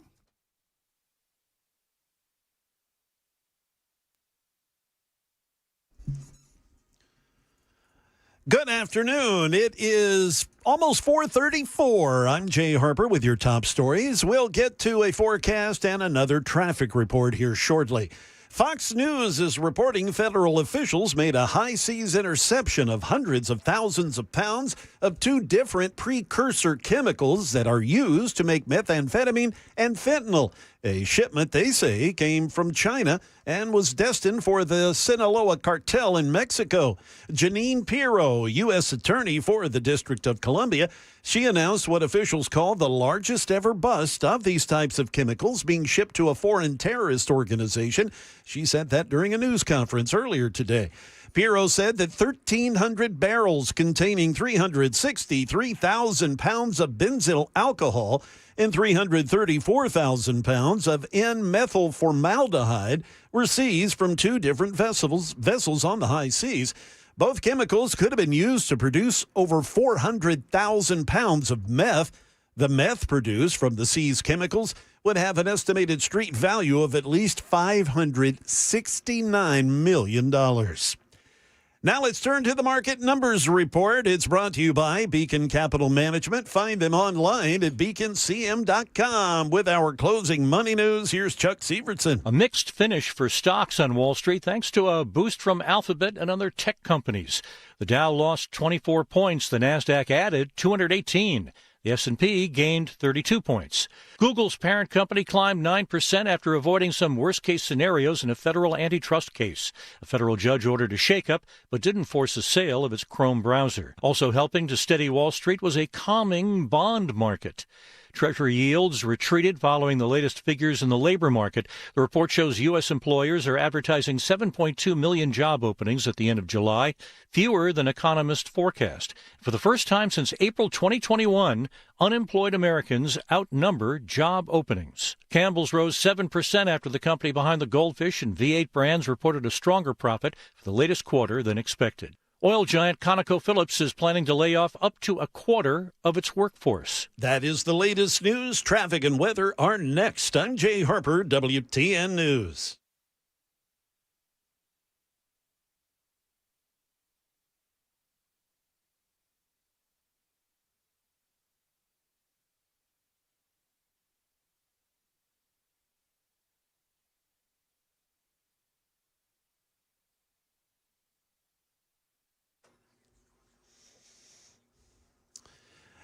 Crash still being cleared, 24 eastbound just before the Bell Road exit at exit 59. Also, we've got 4 vehicles now in the Murfreesboro area that are involved in a crash headed toward Murfreesboro. This is 24 eastbound right there where it merges with 840. That's exit 74.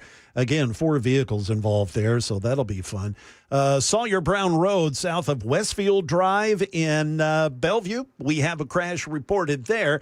And still clearing this wreck, 24 eastbound at I-440, exit 53. That wreck has been there a while. We've got more of your traffic every 10 minutes, every morning on Super Talk 99.7 WTN.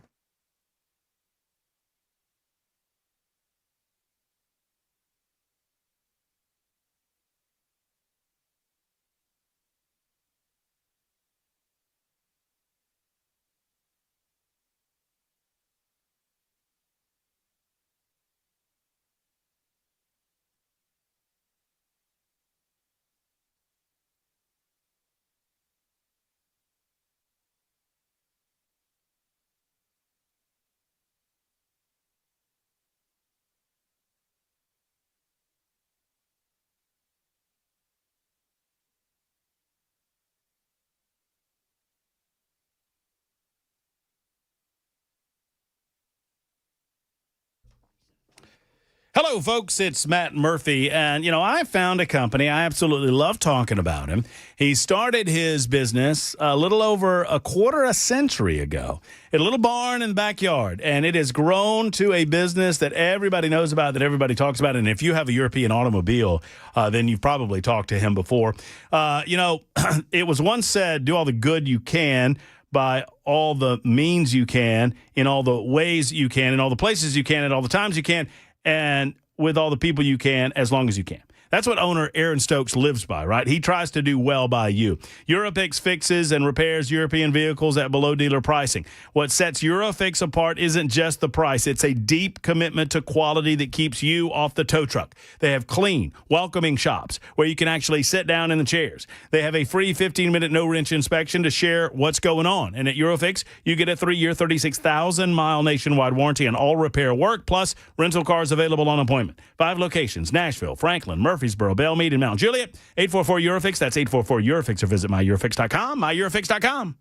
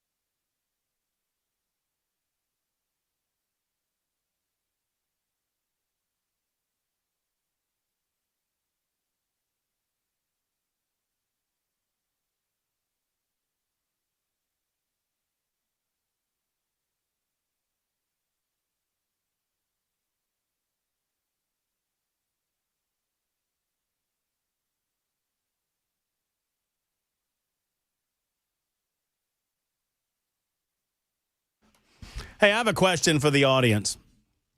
You know what? I'm going to hold off we've got to get to our next guest. I'm going to hold off on this question. Remind me to ask this question. You perv. Yeah. Y2J's a weirdo. Because I told him that I hooked up with Dusty Slay during my weekend trip to Biloxi, Mississippi. Good friend of the show, Dusty Slay. Fine comedian. Got a couple of specials out on Netflix. You need to go watch them. Very funny guy. Very funny comedy set.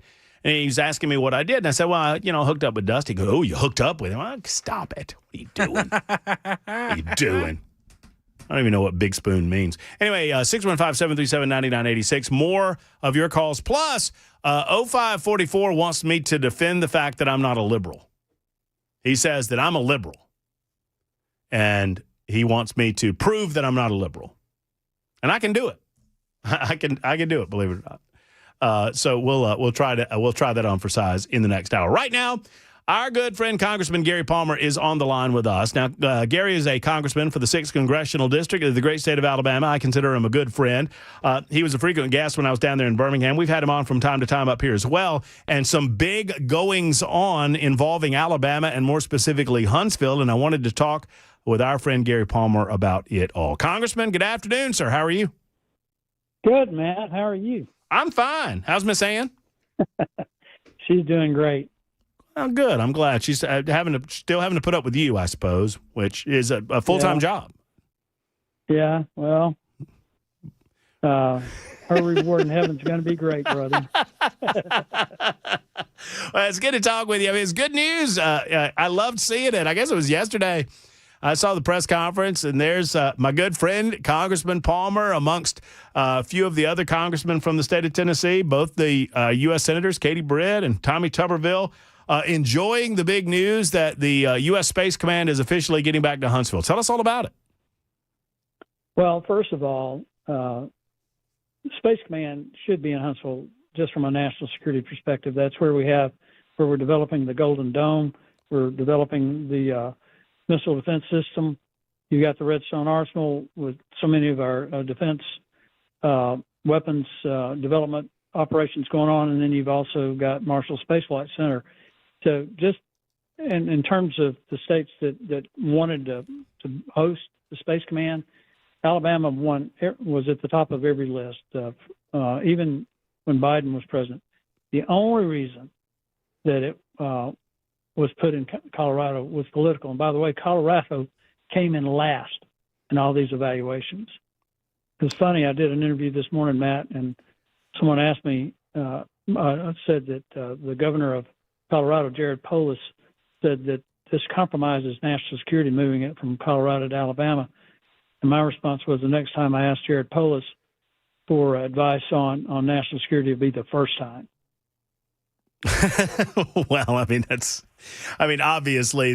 I like that the Democrats come out of the woodwork and try to defend what Joe Biden did, which was nakedly political in its nature. I mean, Alabama has the history. There's a reason that Huntsville has been known as the Rocket City since I moved to Alabama. We knew it as the Rocket City since the 1960s and the United States space race. Just walk us through and help those that maybe don't understand. I mean, the history of Huntsville is well established as the epicenter for our rocket systems in the United States. And I know that Florida got some of the glory and that Houston got some of the glory, NASA moving to Houston thanks to LBJ and Florida having Cape Canaveral and whatnot. But, man, where the power units of these rockets were built, that's right there in Huntsville.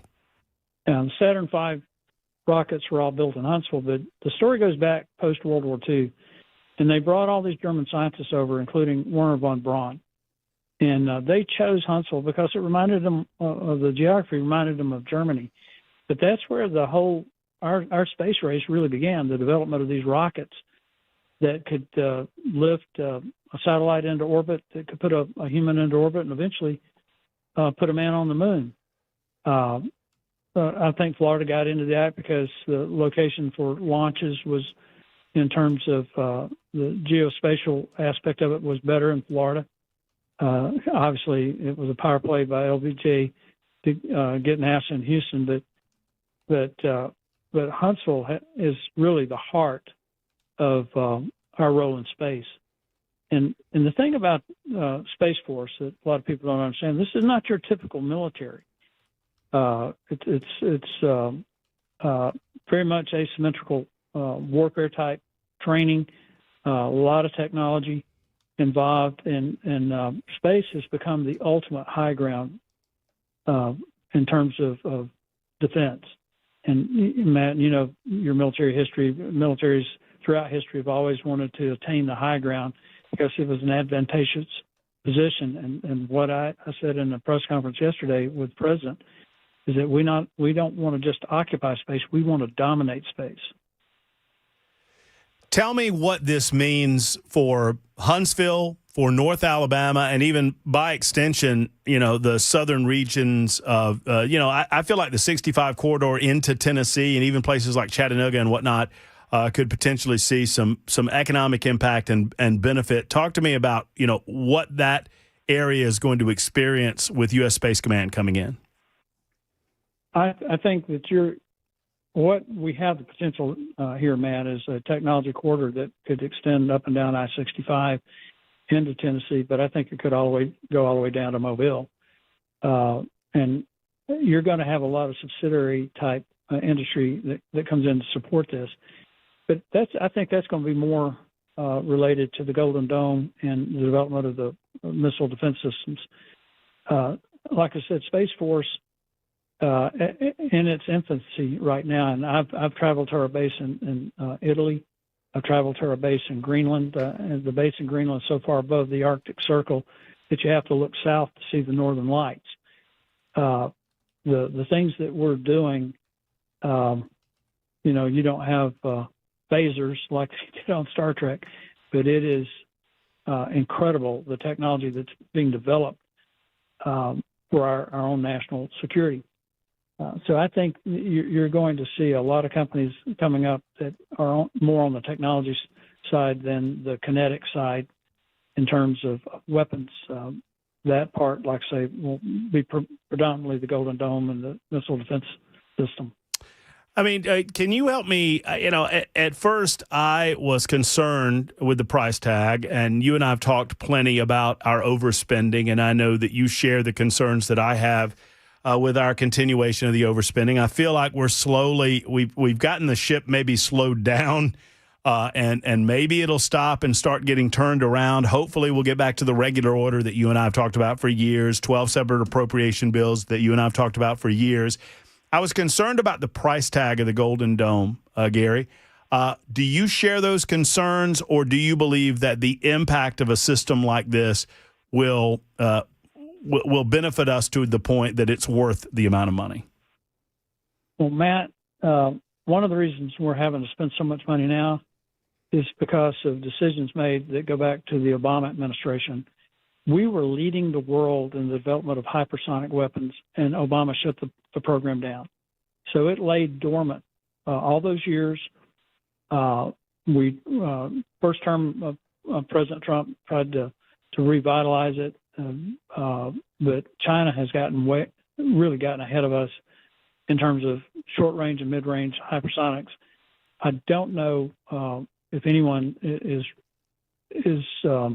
has the capabilities for intercontinental hypersonics. So the question of how much something costs should be. You shouldn't have to answer that the day after something tragic happens. So I think this is a deterrent, and I think it'll be worth the money. But one of the reasons why it's so expensive is decisions that were made during the Obama administration that really put us in a bad spot. And it's not just that, it's the decisions that we decided that we didn't need to process and refine rare earth elements. We'll let China do that, to the point now that there's not a single major refinery for rare earth elements in the entire Western Hemisphere. And people say, well, what's that got to do with anything? Matt, you can't make any kind of electronics without rare earth elements. You can't even make a car. We have to have rare earth elements to harden lead for ammunition for rifles.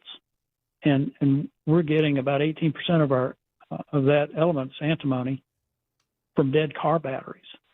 And these have become national security issues. So we've made some really, really bad decisions. And that's one of the reasons why the cost is so high. Our guest is Congressman Gary Palmer, talking about the relocation. I mean, and honestly, I mean, this never should have been moved. I mean, but what is the physical activity that needs to happen now? What would we expect with U.S. Space Command coming to Alabama? And what's the time frame as you understand it, Gary? Well, I think initially it's going to be located within the Redstone Arsenal for security purposes, but we'll build a facility there. By the way, Senator Tuberville made this point in the press conference yesterday. This is actually going to save us about $400 million moving it from Colorado to Alabama. But there'll be a facility to house it, and it'll be located, I think, within the Redstone Arsenal for security purposes. It won't be out in the research park area that you're familiar with. All these other companies. This is different. Gary, always good to catch up with you. Tell Miss Ann we said hello, and we'll talk to you again very soon about this and other matters involving, obviously, the southeastern region. And great news, and congratulations to all of our good friends down in Alabama. Well, next time you're in Alabama, let me know. We'll buy you lunch. I will. Thank you, Gary. Take care. All right, there's Congressman Gary Palmer, good man, 53 after the hour, Super Talk 99.7 WTN.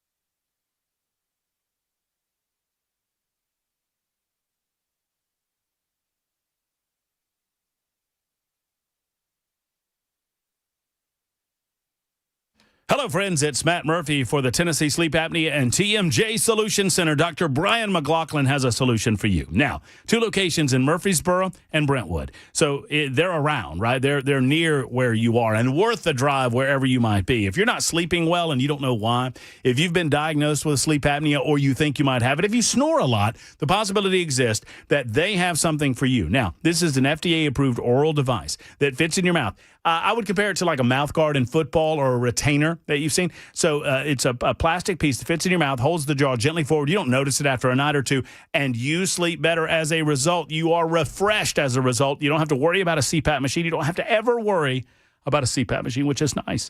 I use this on a nightly basis. Love it. You'll love it, too. They're in network with most insurance in the state of Tennessee, so your insurance company can get involved and help you handle some of the cost of the incredible Sleep Apnea and TMJ Solution Center device. Call them, ask them about it. Go to TennesseeSleep.com. That's TennesseeSleep.com.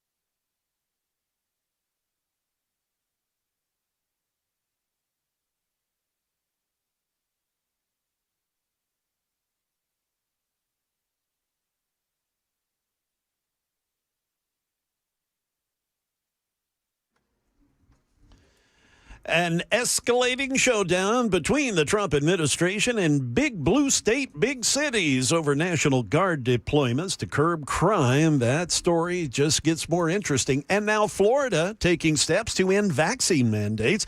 We'll have those stories and more at 5 o'clock on Super Talk 99.7 WTN.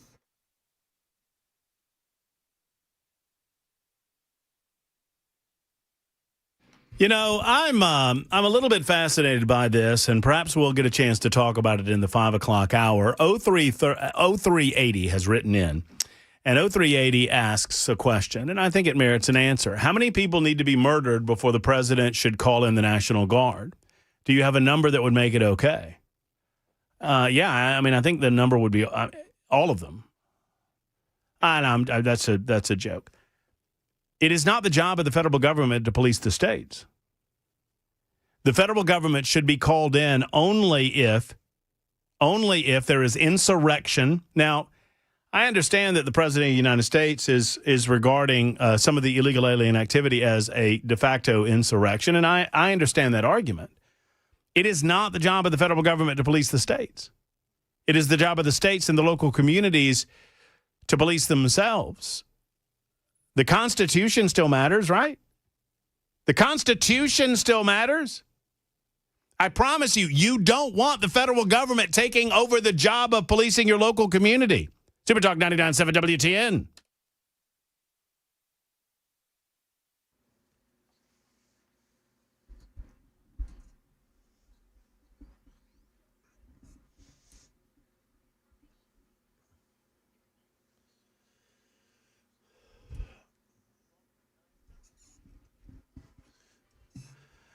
Good afternoon. It is 1 minute past 5 p.m. I'm Jay Harper with your top stories, a full weather forecast, and a traffic report. They're on the way.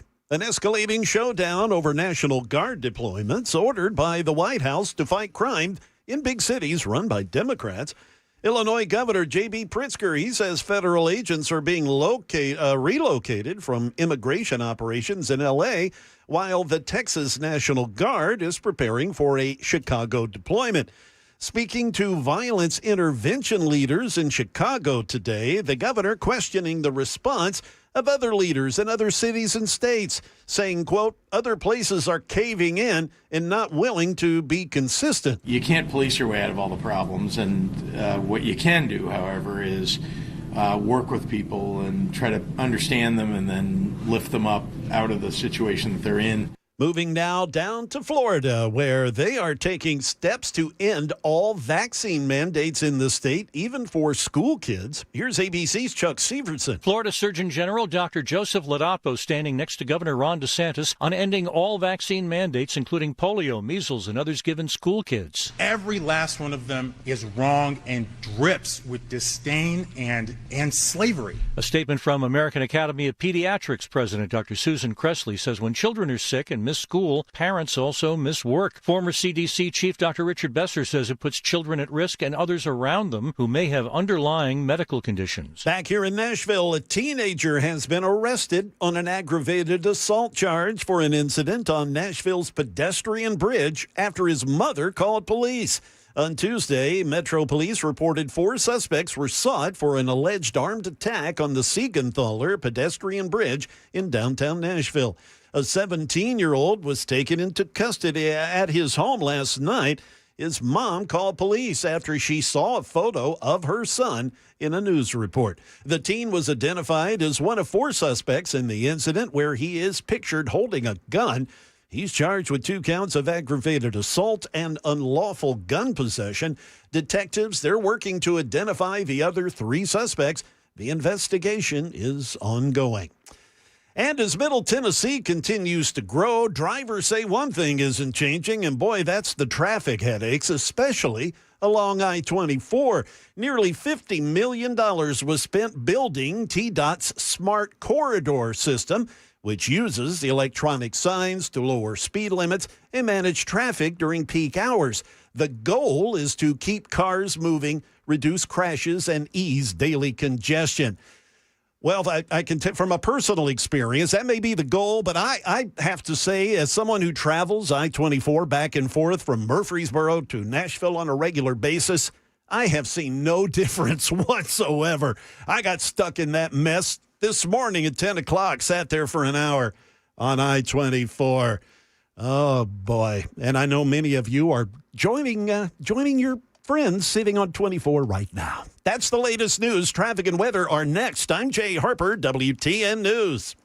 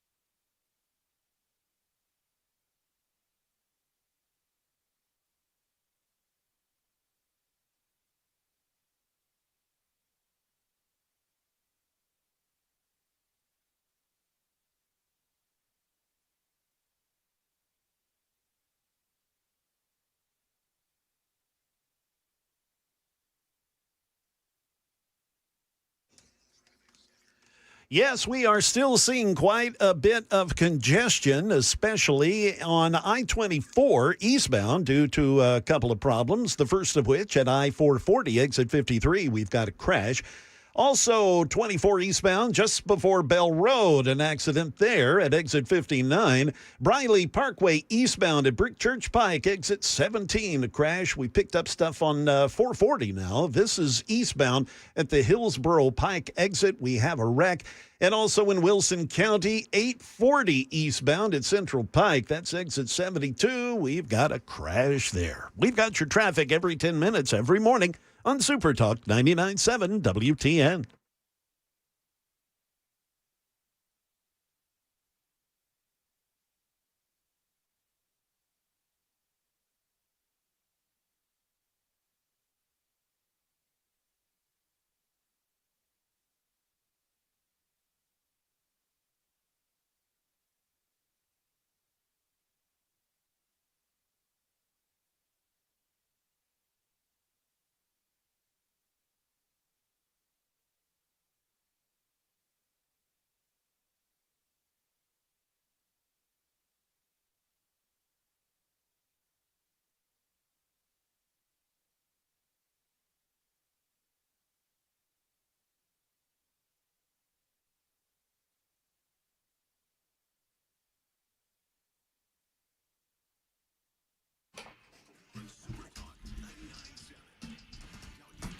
Don't you let him roll over. Here we go. It is the Matt Murphy Radio Show. Man, oh man, a action-packed program today. Andy Ogles with us earlier today from the 5th Congressional District right here in the great state of Tennessee, the volunteer state. Congressman Gary Palmer was with us about 30 or 40 minutes ago. Congressman Palmer talking about the decision on the part of the President of the United States to move U.S. Space Command where it ought to be, where it should have been the entire time. I mean, Donald Trump placed it in Huntsville for a reason. That was the birthplace of our rocket systems in the United States of America upon the dawn of the space age, and it ought to be there, should have been there the entire time. Political maneuvering got it over into Colorado. Well, it's been moved back to where it should be. In in just a little bit, we will welcome Michael Lotfi of Americans for Prosperity onto the program to talk about our debate that's happening this Friday. Very excited to have the main candidates on the stage. Several of you are like, what? Y'all are having a debate at a cabaret? Not at a cabaret, at the cabaret. That would be the Ray Stevens location there on just off of I-40. We will be there Friday night. Doors will open at 6 o'clock. I believe that's correct. The debate starts at 7. I'll be doing my entire show from there. Then proud to be moderating the debate between a number of different candidates. Speaking of those candidates, I know that our next guest supports a particular candidate in the form of Jody Barrett. But we're here to talk about his non-support of TVA's actions over the last several months and how that manifested itself into this number. Let's hear a little bit of this before we welcome in our man, John Rich. This is The Devil and the TVA. I think I have that title right. Let me listen to a little bit of this. It's our man, John Rich. For 100 some odd years, her families worked the same old fields, raised their kids and grandkids right there on that land.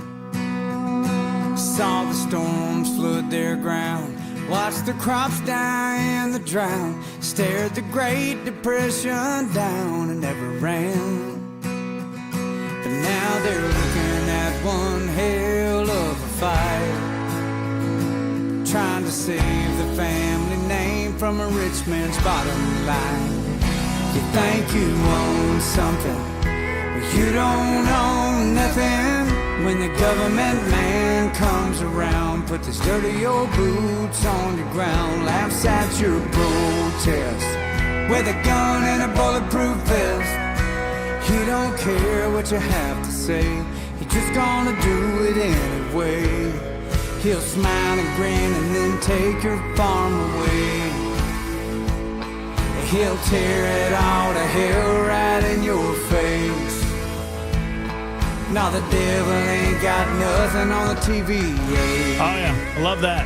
There's John Rich, the devil in the TVA, and he joins us on the Murphy Show Hotline to talk about the inspiration behind this. That's a good tune, man. John, good afternoon. Welcome in. How are you, brother? I'm good, Matt. I got to tell you, you were the first guy in media at all for me to ever speak to about this thing that was going on in Cheatham County, and I cannot thank you enough. You were actually a domino when you had me on to talk about that. I mean, spur of the moment, and that really kicked into gear a national awareness of what TVA was doing to that county.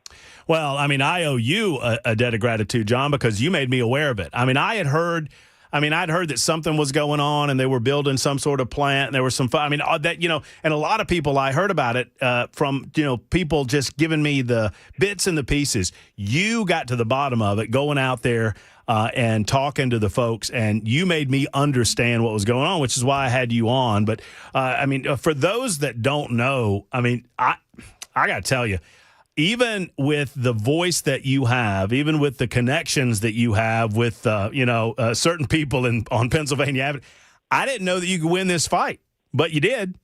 Congratulations.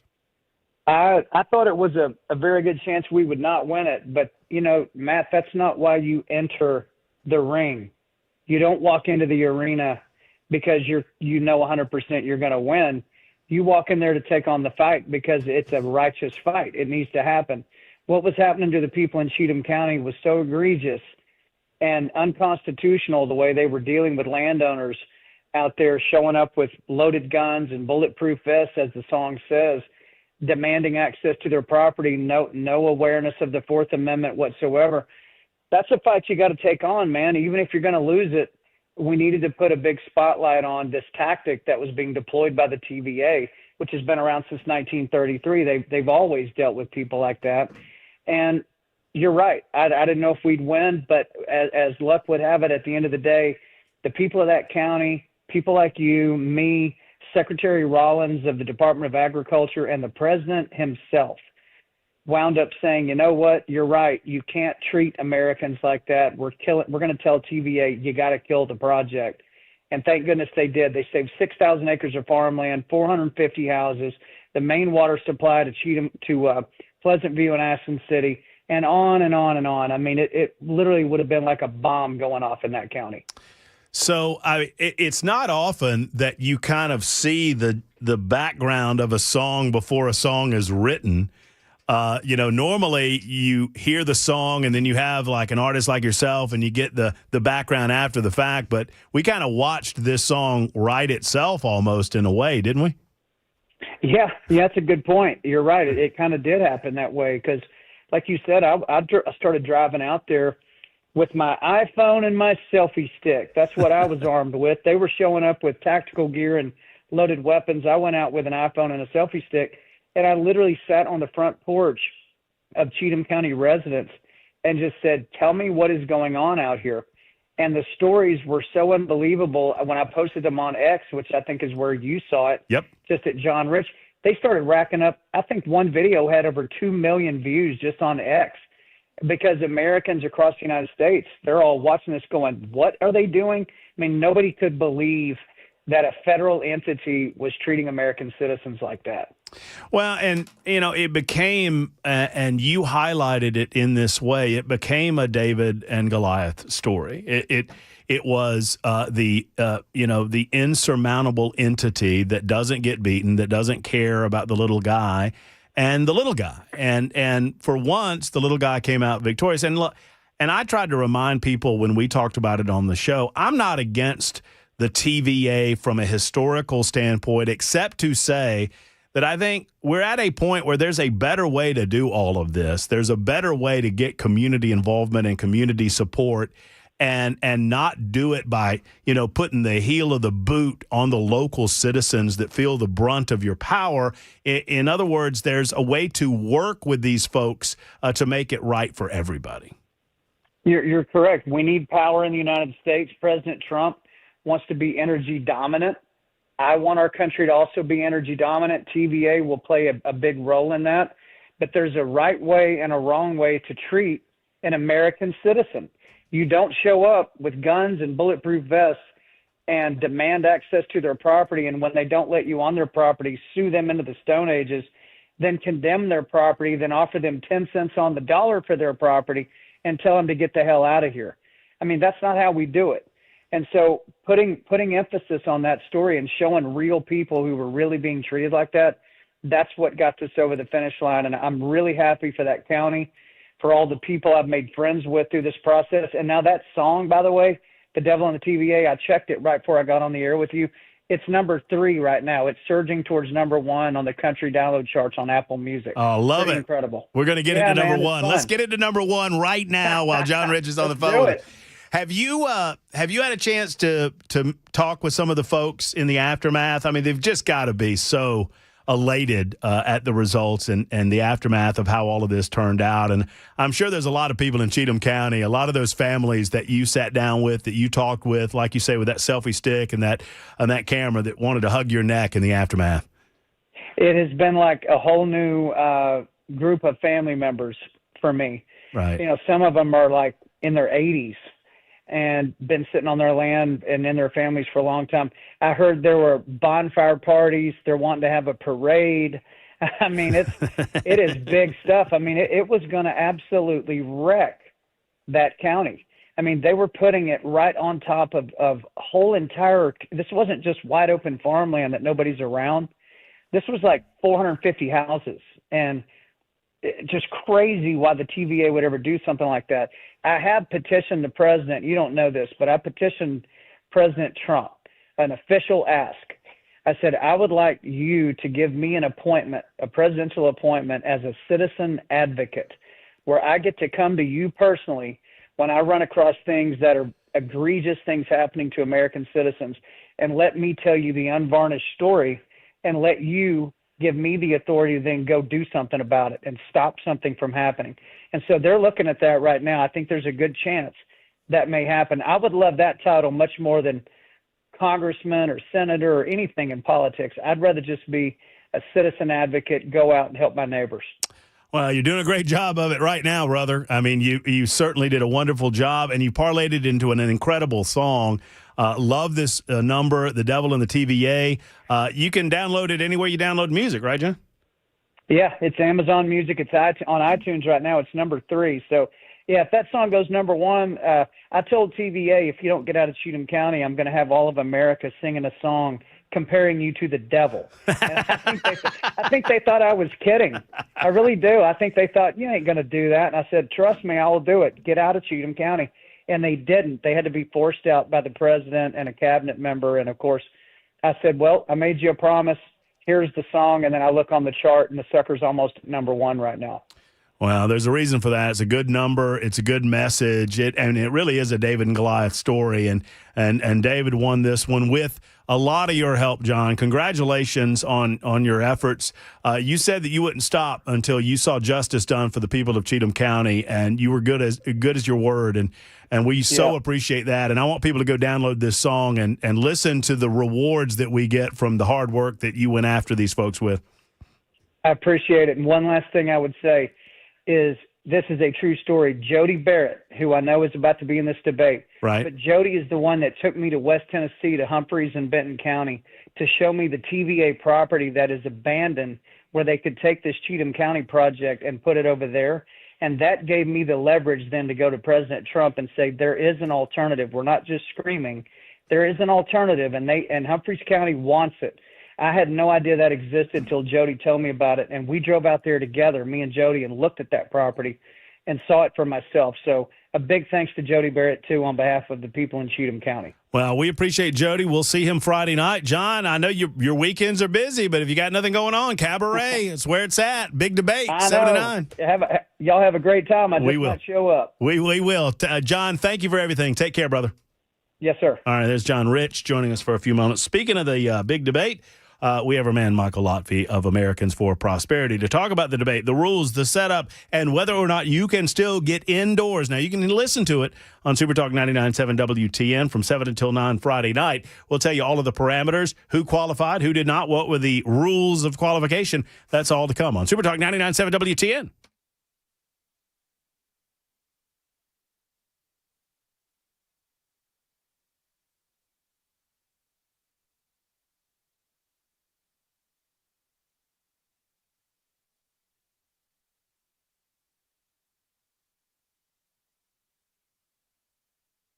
Hello, friends. It's Matt Murphy talking about my friends at the Glock Store. You ever notice how some folks advertise things and then they don't have them in the store and whatnot? And at the Glock Store, you just don't get that sort of thing. What you see on the website, you'll find in the store. And we are blessed to have Glock Store here in Nashville because they sell all over these United States of America. And I'm talking about different parts. I'm talking about performance gear. I'm talking about trigger extensions. I'm talking about trigger guards. I'm talking about all sorts of things, sights, optics, all manner of types of performance parts at the Glock Store. I might say it wrong, but they get it right at the Glock Store. Here's the deal.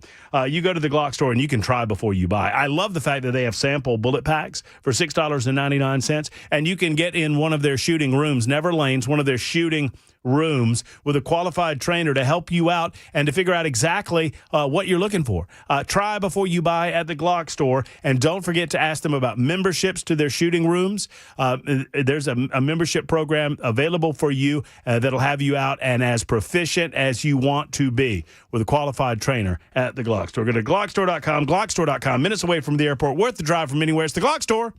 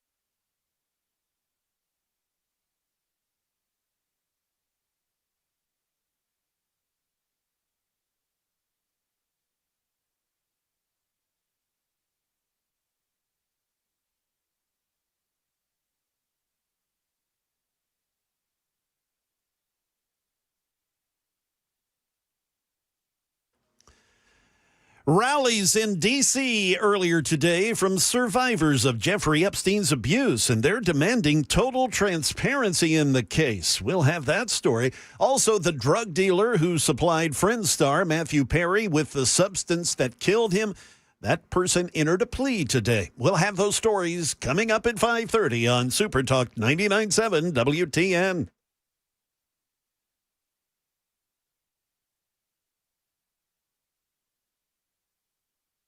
Super Talk 99.7 WTN. What's going on, everybody?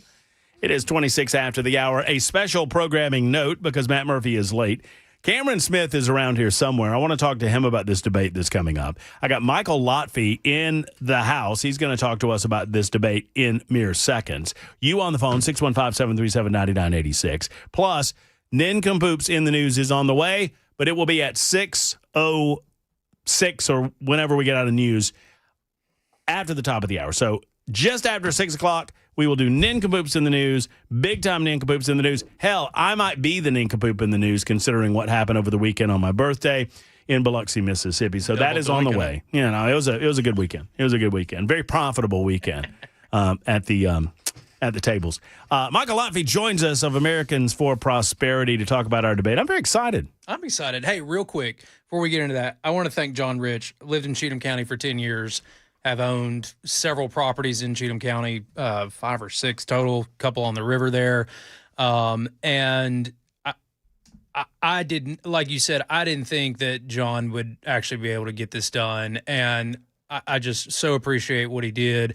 And to John's point, to really highlight that as well, is like the TVA plays a role, especially as we are trying to become energy dominant in this country, especially as we got AI. We have our utility providers sending us notices telling us to keep our AC on 80 degrees in the middle of the summer and having rolling brownouts. Like, we have an energy problem. The TVA does play a role, but not the way that they've been behaving. John hit the nail on the head. 100%. And also, thank you to Jody Barrett for showing John those areas out there where, like, the TVA has shut down coal plants. There's plenty of room. This whole thing was a creation of their own malpractice, right? And they plan to make people suffer for their own malpractice. So thank you to both of those. And I don't think any of us are obviously anti-energy. No. And while I would love to go back in time and to create a different type of system that would energize, the Tennessee Valley corridor, we can't do that. And the system is what we have. I could wave a magic wand and try to create a different system, but we don't have that.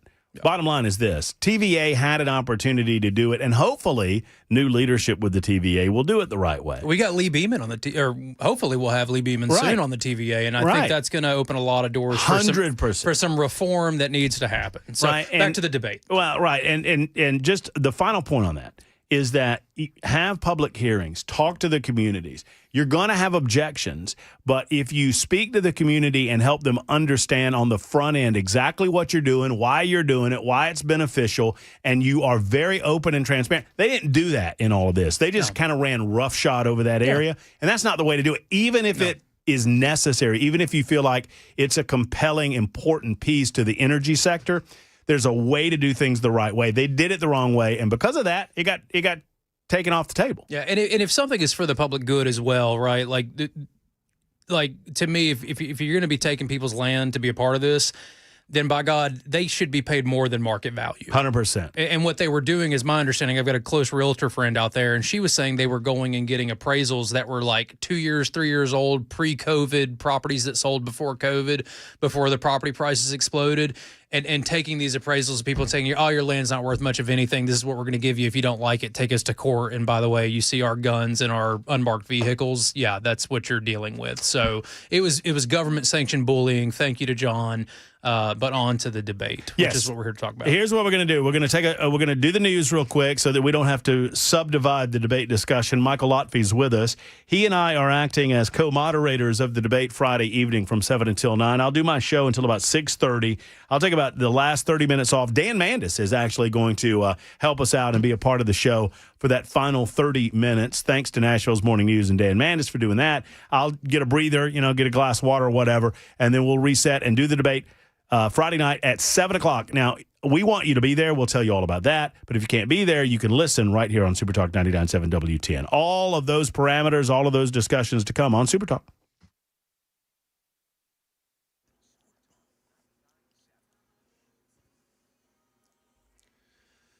Good afternoon. It is coming up on 31 minutes past 5 p.m. I'm Jay Harper with your top stories. A weather forecast and a traffic report are coming up.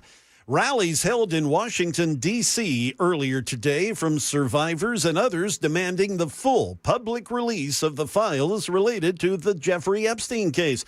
A bipartisan group of lawmakers, they're pushing for legislation that would force the DOJ to release all of the files. ABC News' Karen Travers, she has the latest. With Republican Congressman Thomas Massie pushing to force a vote to release files related to the Jeffrey Epstein case, President Trump dismissed questions on the topic, calling the issue a, quote, Democrat hoax and, quote, totally irrelevant. We're having the most successful 8 months of any president ever. And that's what I want to talk about. That's what we should be talking about, not the Epstein hoax. But at the same time the president was calling it a Democrat hoax, Republican Congresswoman Marjorie Taylor Greene, a strong supporter of the president, was standing with Epstein survivors on Capitol Hill calling for greater transparency. Karen Travers, ABC News, the White House. The Los Angeles drug dealer who police say provided the ketamine that killed Friends star Matthew Perry has entered a plea of guilty in federal court today in Los Angeles. Here's Alex Stone reporting. Nearly 2 years after Matthew Perry's overdose on the drug ketamine, the woman who provided the fatal dose to an intermediary and then to Perry's assistant has now changed her plea to guilty. Jasveen Sangha also admitted in the plea to supplying drugs to a man who died of an overdose in 2019. Prosecutors allege she was a high-end drug dealer in L.A. Matthew Perry allegedly turned to Sangha after it became too expensive to get ketamine from two doctors who were selling it to him. All 5 defendants accused in Perry's death have now pleaded guilty. That is the latest news. Traffic and weather are next. I'm Jay Harper, WTN News.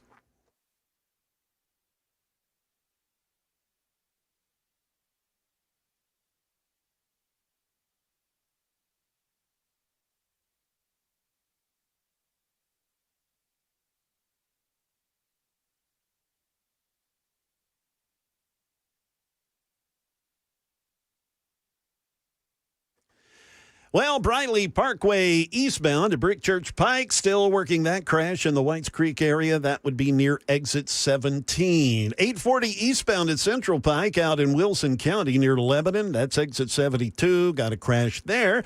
Also, 24 eastbound before Bell Road. That crash has been there since yesterday, it seems like. They are having a trouble getting that one straightened out. Also, 24 eastbound just past 840 at exit 74 down in Murfreesboro. The right shoulder remaining blocked there due to a previous crash. We have your traffic every 10 minutes. Well, we just have traffic. And this is Super Talk 99.7 WTN.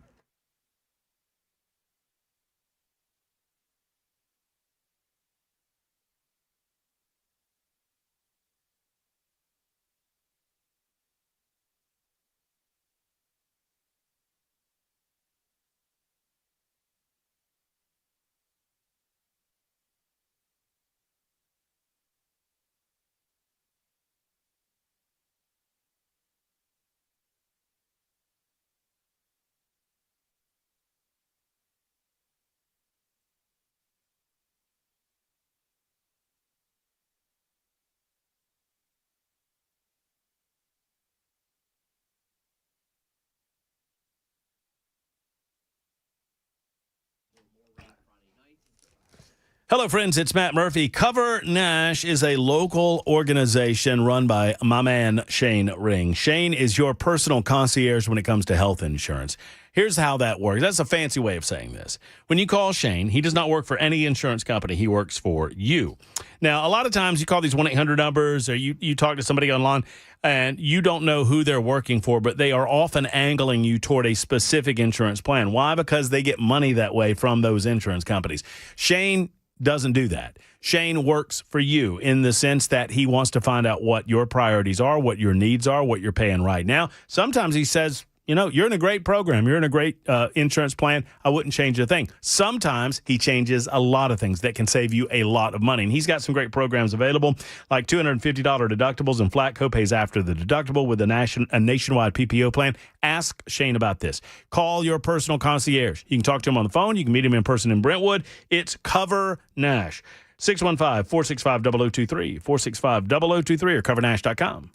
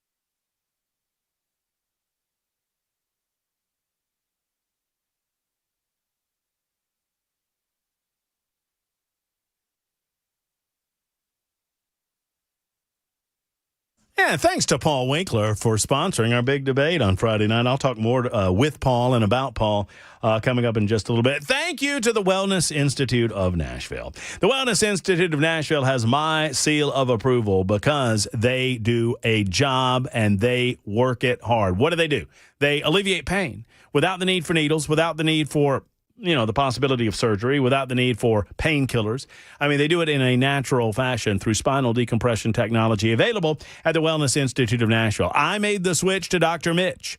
I made the switch to Dr. Ashley, and I think you should as well. The Big Daddy Trump special continues. What is that? $12 to get you into the door for a comprehensive examination, x-rays, a well-explained diagnosis, and a first treatment. $12. Now, obviously, they are trying to incentivize you to walk through their doors to see if you can lead a pain-free life without those pills, without the spinal injections, and without the possibility for surgery. You're encouraged to do this, folks. This deal is not going to last forever. 615-246-5009, 246-5009, or go to painisbad.com, painisbad.com.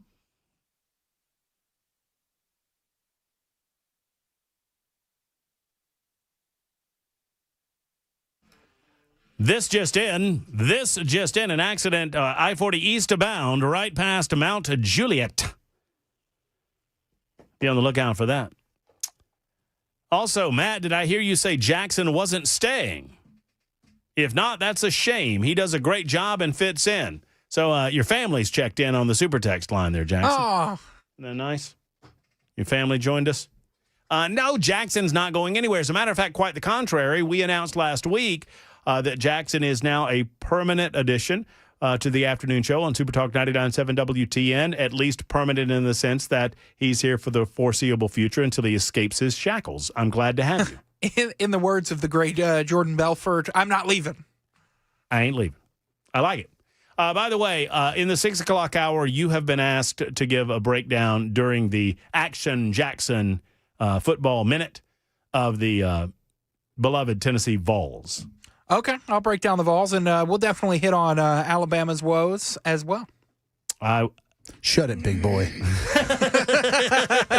Cameron Smith joins us. He's an Alabama fan. He also writes for the Tennessean, and he does a little podcast with yours truly, Matt Murphy, called All the Best Words. You can check that out on Super Talk 99.7 WT. And he joins Michael Lotfi in studio to discuss the upcoming debate, 7th Congressional District debate happening at the Cabaret. That is Ray Stevens Theater. It's a great theater, great experience. It's going to be a packed house.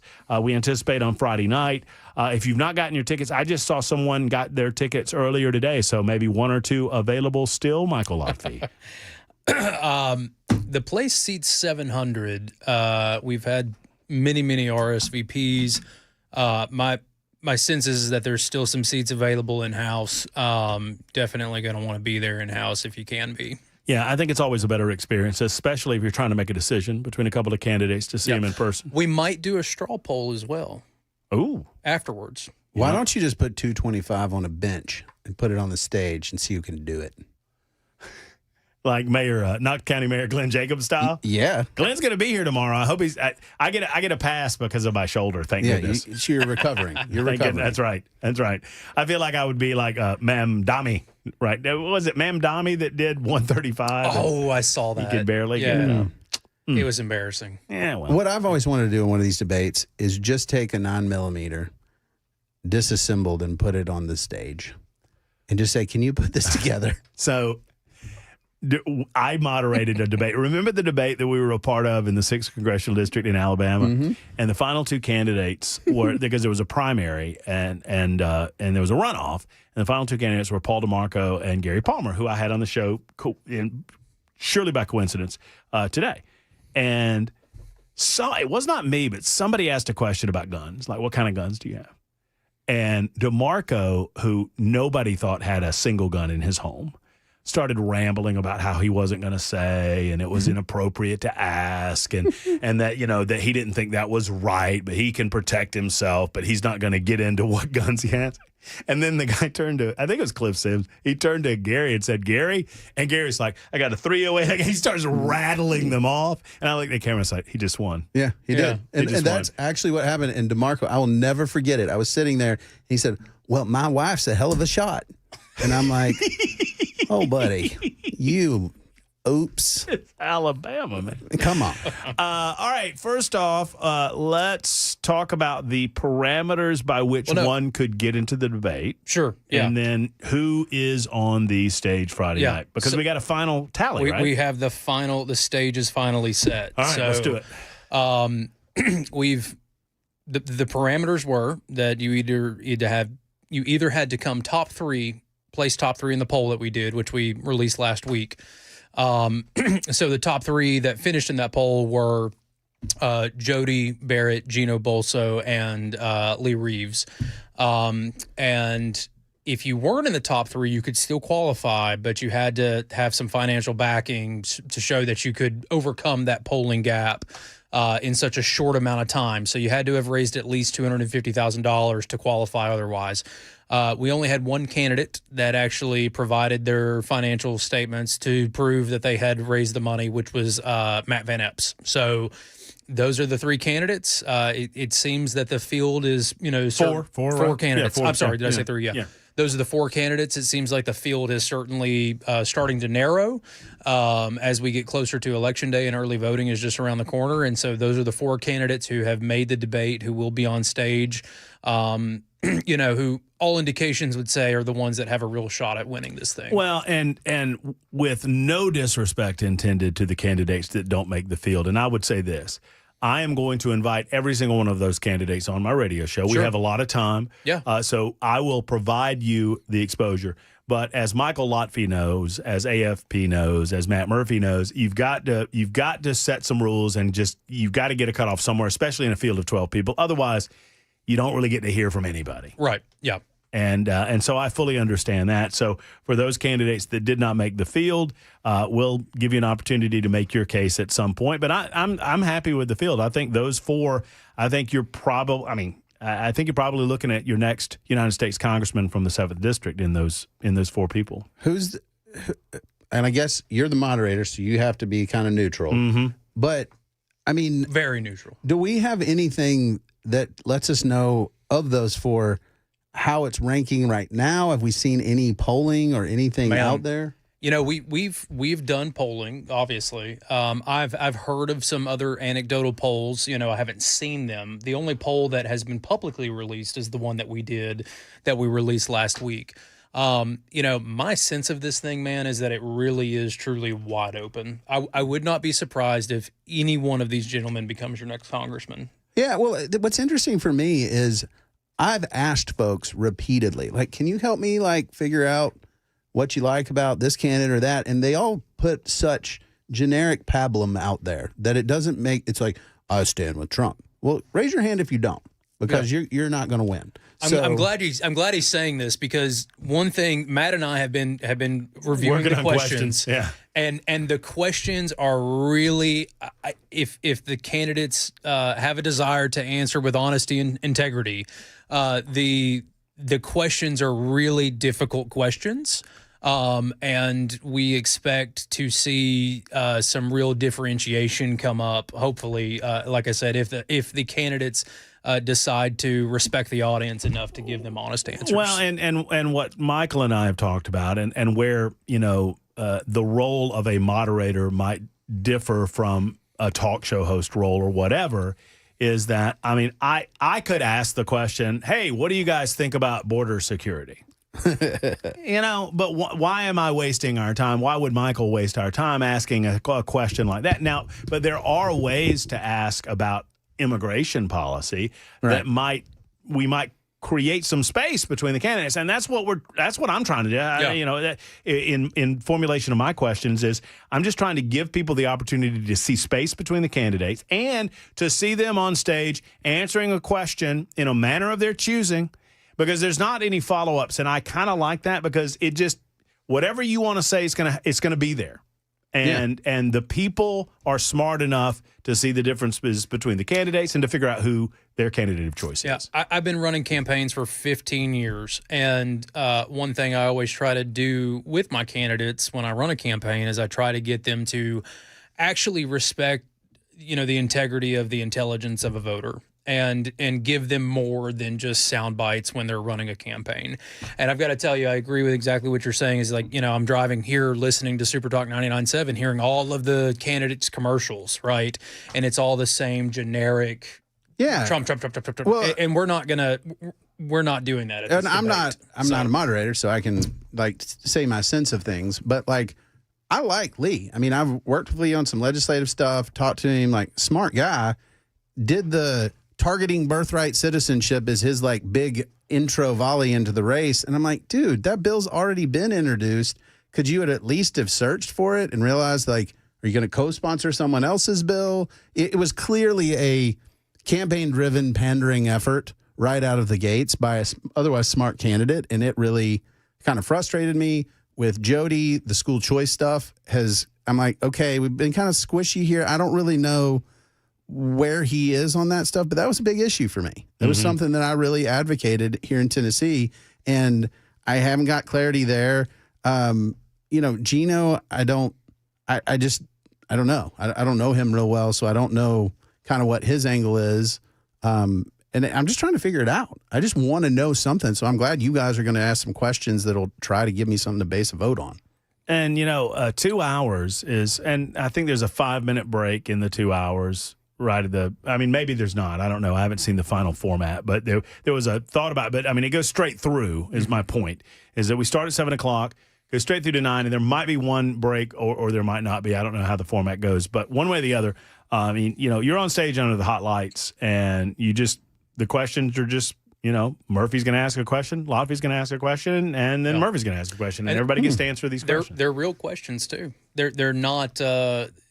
They're red meat in the sense that they're Republican issues, but they're difficult questions. Yeah, I do not believe, and I could be wrong. I don't think I've seen all of Lotfie's. I do not believe that you're going to get a question about climate change during this debate. Yeah, I don't believe that's going to happen. You should just ask him, what is climate change?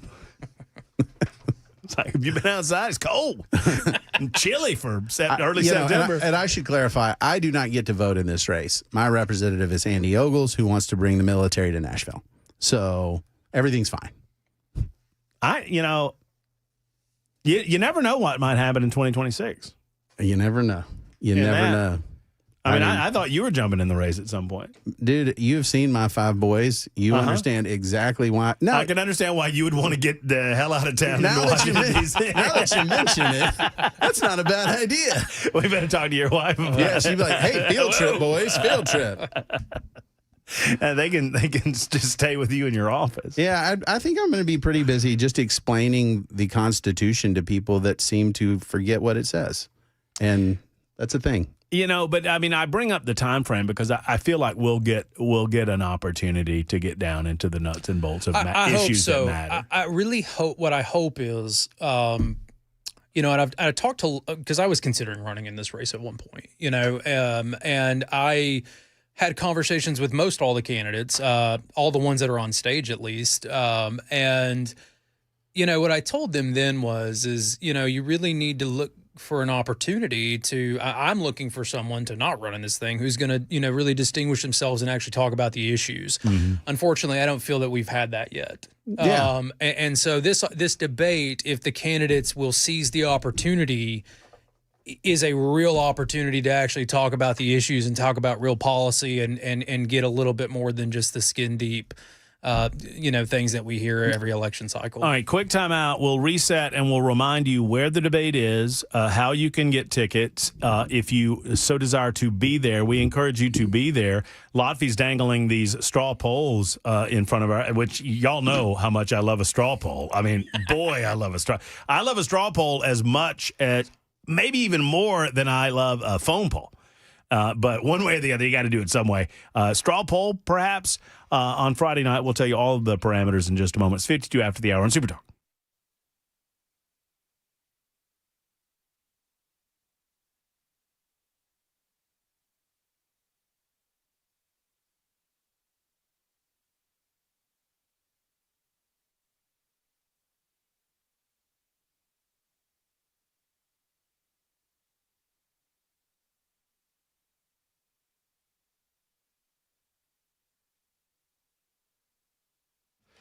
By the way, don't let me forget to ask you, Cameron, what a 9mm is, because you're being challenged by a gun enthusiast on the Super Text line that you don't know. So there you go.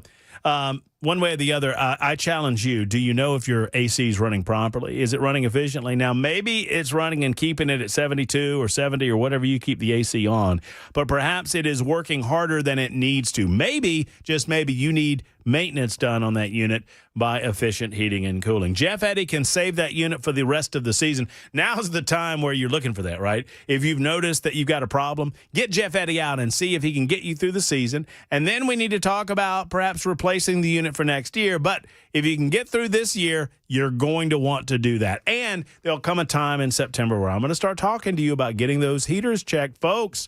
Before you know it, you'll be turning them on, and you don't want to smell that nasty smell, that dusty smell of dander sitting on those coils all summer, all spring long. You need a cleaning done by Efficient Heating and Cooling. Plus, it's going to extend the life of your heater. I trust Jeff Eddy implicitly, and I know that you can too. Efficient Heating and Cooling at efficienthvac.net, efficienthvac.net, or 615-784-4424. If the AC's not ready, if the heater's not ready, call Jeff Eddy and Efficient Heating and Cooling.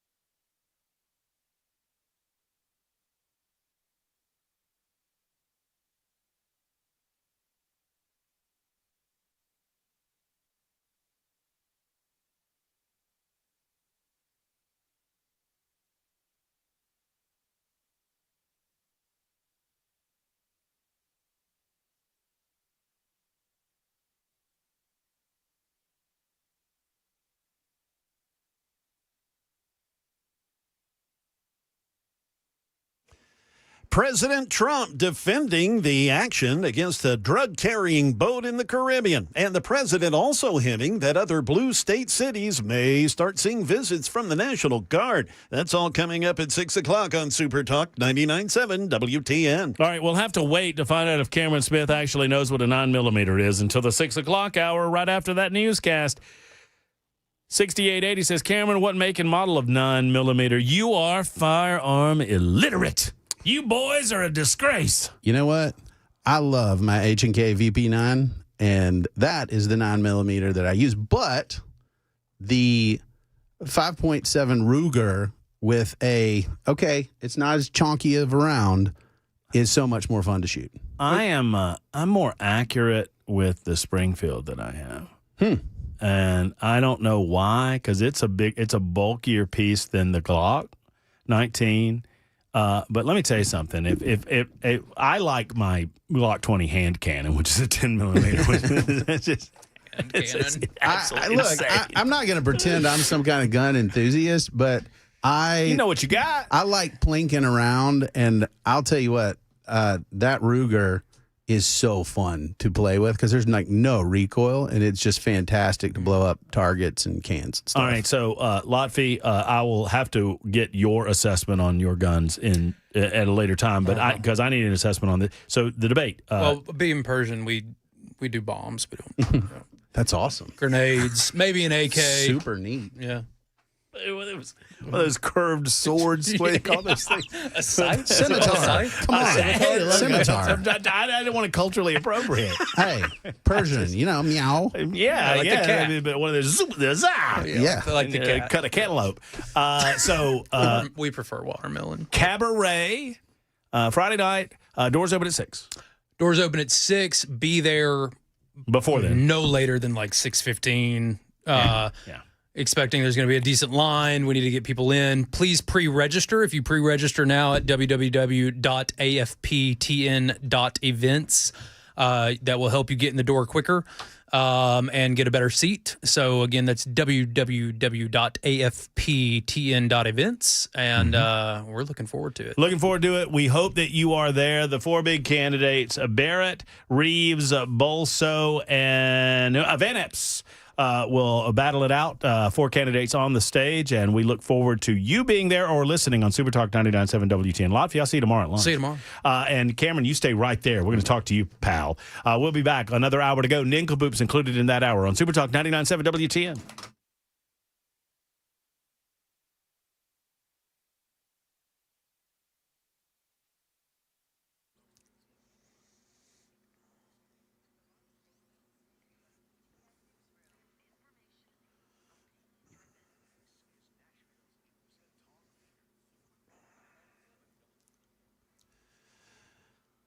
Good evening. We are coming up on 1 minute past 6 p.m. I'm Jay Harper with your top stories. We'll have a full weather forecast. Parts of the metro getting some pretty good storms right now. Also, we'll have a traffic report coming up shortly. President Trump says 11 people are dead after a U.S. strike on a drug-carrying boat in the Caribbean, saying he ordered the missile attack on the narco-terrorists targeting a Venezuelan gang.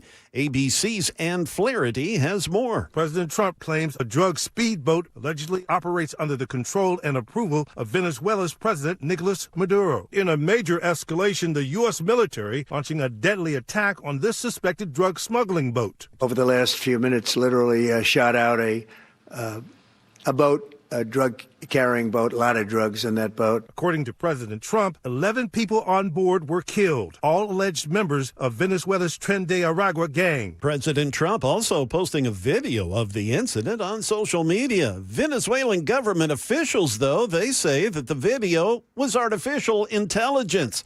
ABC News says they can independently verify the video, but preliminary analysis with outside experts said they didn't see any evidence of it being AI manipulated. President Trump also defending the action by the U.S. military when they struck that boat. Again, the Venezuelan government claimed the evidence the U.S. had to strike the vessel, a drug video, was, again, generated by AI. But the president saying the U.S. was justified in hitting that boat. We have tapes of them speaking. It was massive amounts of drugs coming into our country to kill a lot of people. And everybody fully understands that. In fact, you see it. You see the bags of drugs all over the boat. And they were hit, obviously. They won't be doing it again. And I think a lot of other people won't be doing it again when they watch that tape. The president also signaling he could try to send National Guard troops to other cities here soon. Chicago city officials and Illinois Governor J.B. Pritzker said that he would not accept or invite Guard troops into the streets of Chicago. But Trump claims he's justified to send them if he wants to, and claims Louisiana's governor is interested in Guard troops going into the Crescent City, into New Orleans. We have a great thing going. I could do that with Chicago. We could do that with New York. We could do it with Los Angeles.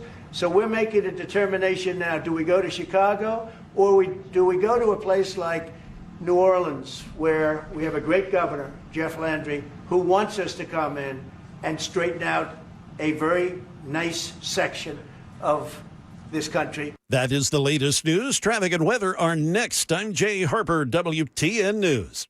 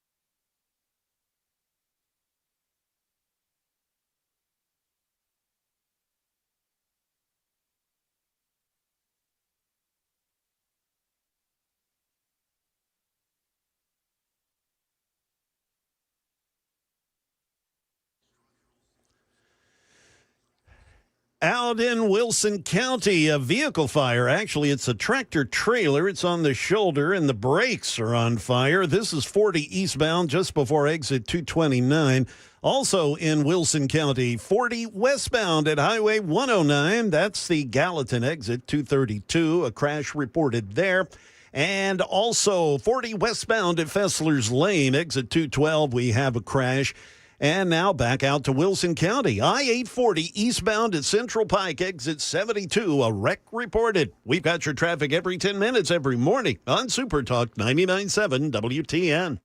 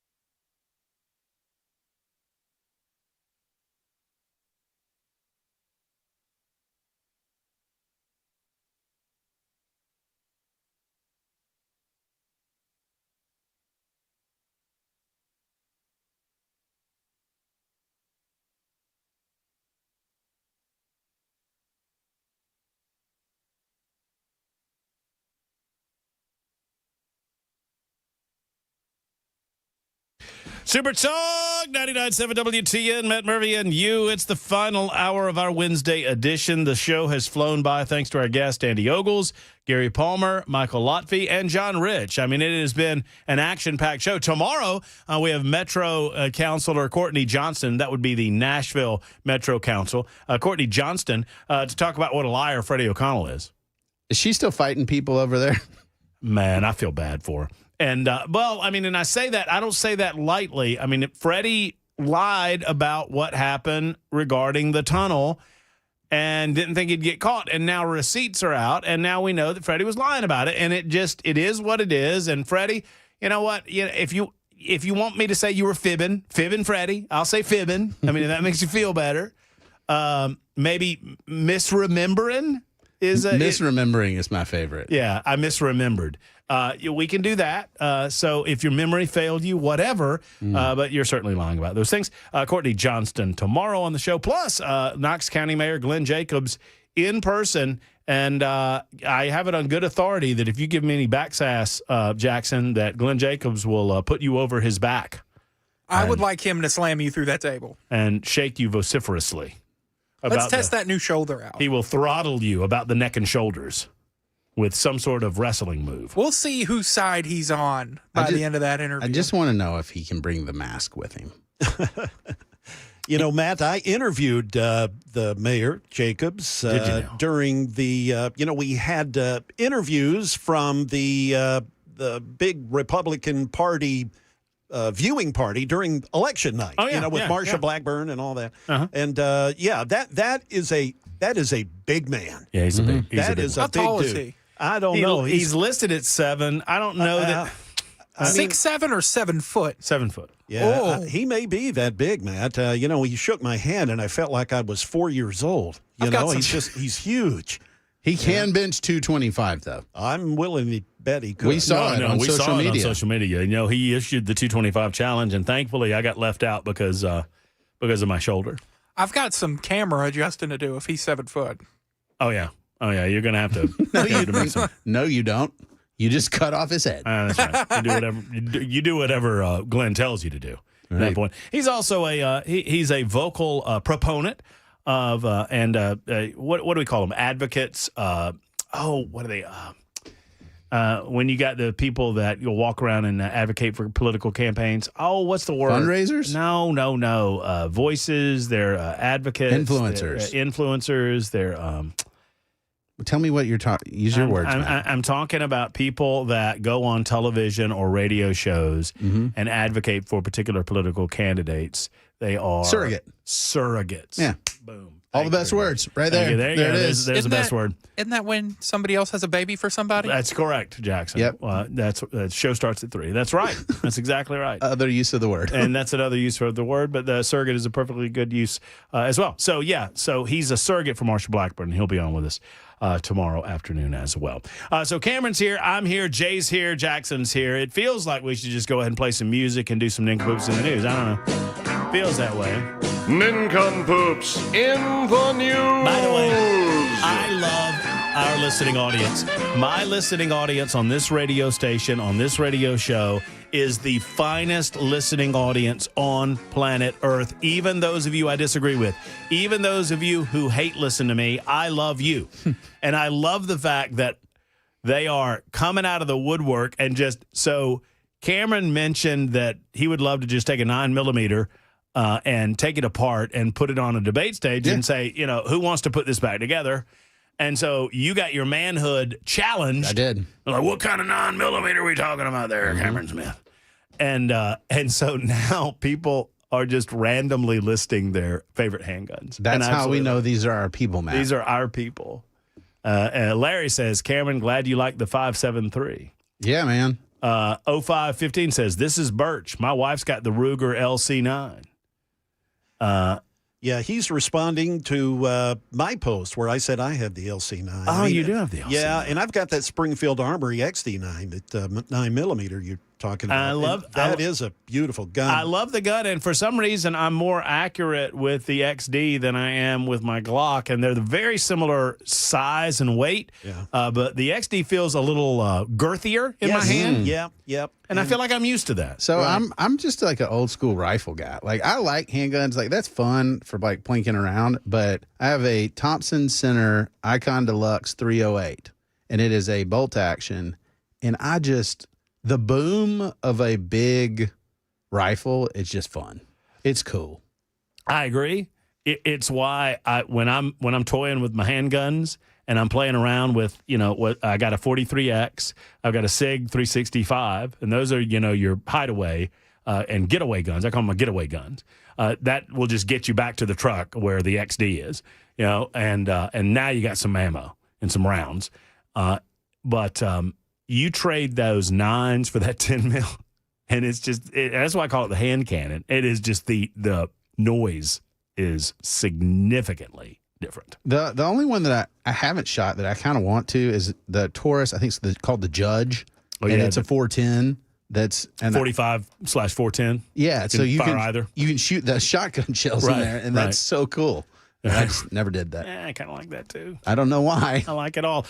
Jackson, give me a rundown as to how Nincompoops has been going over the past several days. Who won yesterday, as a matter of fact? Cameron won yesterday. I did. So he gets to go first. Oh, well, looky there, Cameron Smith. Imagine you being back for another round of Nincompoops in the news. I'm everywhere. Uh-huh. And I'm ready, so. Yeah, let's go. This is a good one.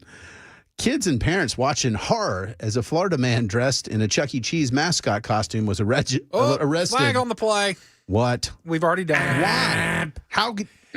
I did this story like 3 weeks ago, and I saw it on the news the other night. I think it's because the body cam footage has just come out.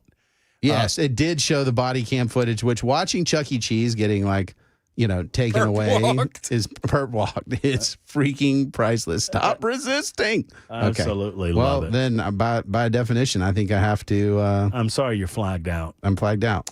I'm going to go next because I've been away, and I'm afraid if I go next and I start the story, I'm going to ask if this story's been done, and if it has been done, I'm going to beg to go last, and I get to go last because it's your show. Because it's my show. Mm-hmm. 2 words: puppy costume. Anybody? No. Mm-hmm. Anybody? Very good. A 46-year-old employee wearing an inflatable dog costume outside of a Florida puppy store allegedly strangled a bike-riding juvenile with whom he had an ongoing dispute. All right, just because I understand what that sentence can do to your mind, I'm going to reread it. A 46-year-old employee wearing an inflatable dog costume outside of a Florida puppy store allegedly strangled a bike-riding juvenile with whom he had an ongoing dispute. Rodney Plathy, who worked at the Sunshine Puppies Company store in Clearwater, Florida, was outside of the business early Friday evening when, quote, multiple juveniles rode by on bicycles.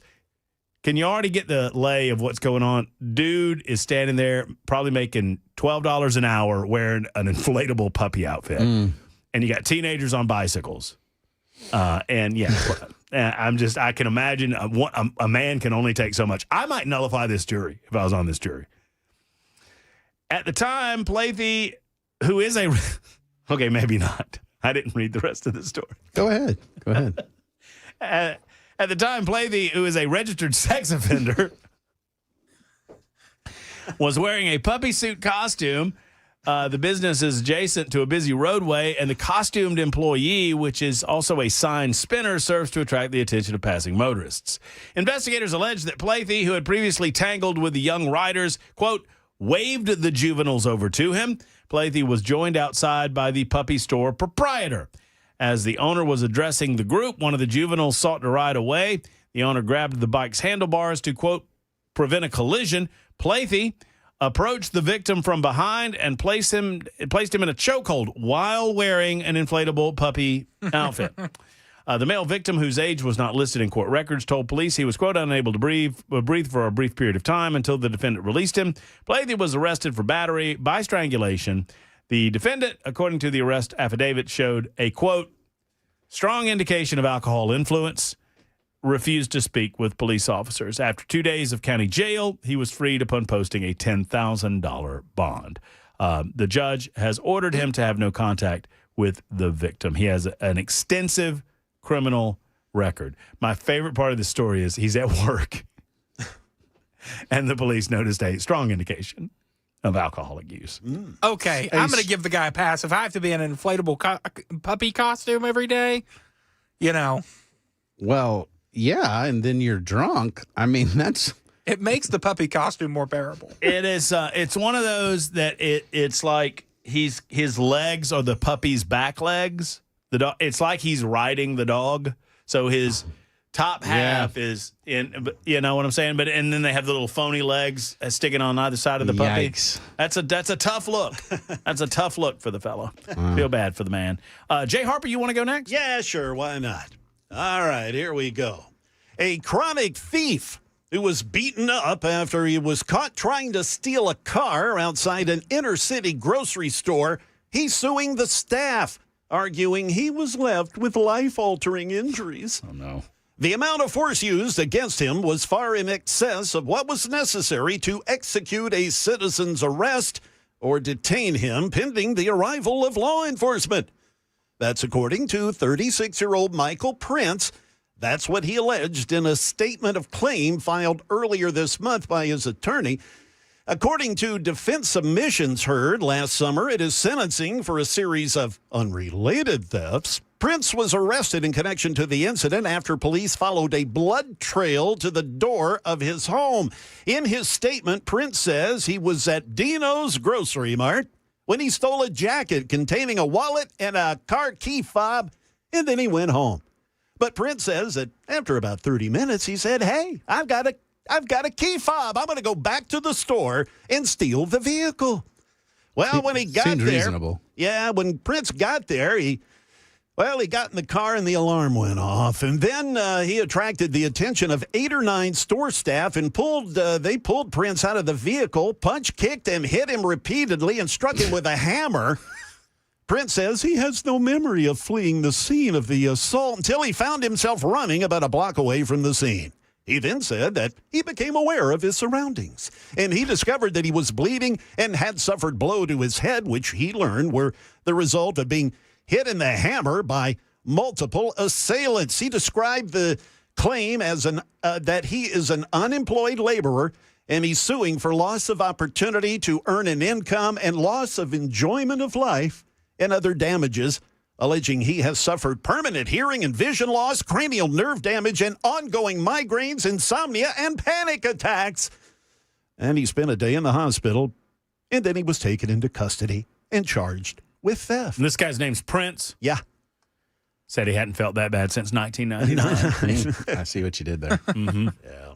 So there ends the... bring it on. Let's go crazy. Yeah, there brings us to the end of a way too long... That's very good. I've got a short one since I got flagged.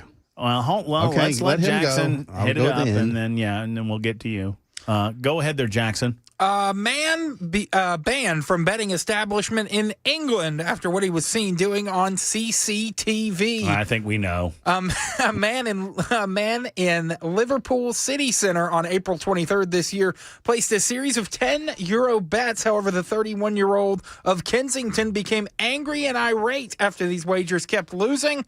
A staff member approached him, the defendant, in order to ask if he was okay. However, he kept lodging further 10 euro bets, which similarly continued to lose. This led him to punching a gambling machine out of anger before threatening to smash up the premises and burn it down. The staff member pushed the panic button as a result because the furious customer began ripping up the carpet and threw a chair at the gaming machine.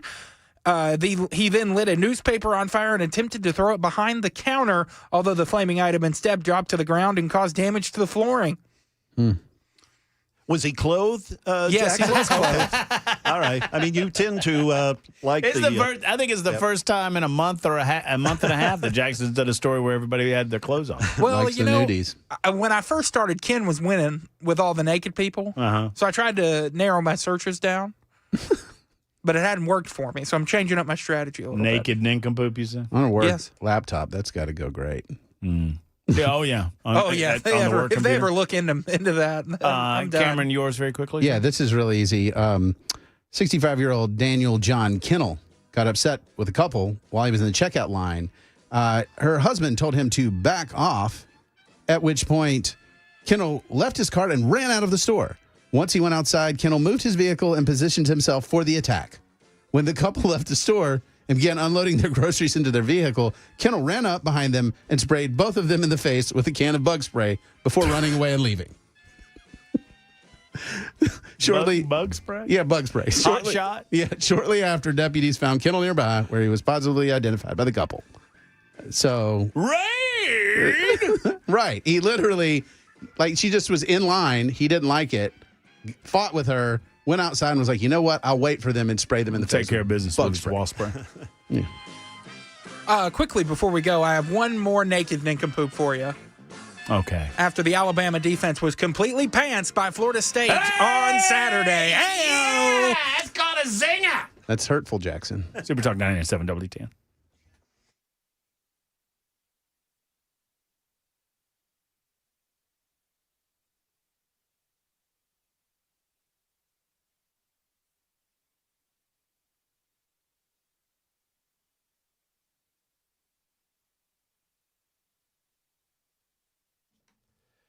Want to know about a place where European auto repair doesn't feel like European auto repair? You know what I mean? It's Matt Murphy to tell you about that moment that you walk into EuroFix. You'll notice EuroFix is not your typical greasy garage. Waiting rooms, they're clean, they're comfortable, they're inviting. Service areas, spotless. Why?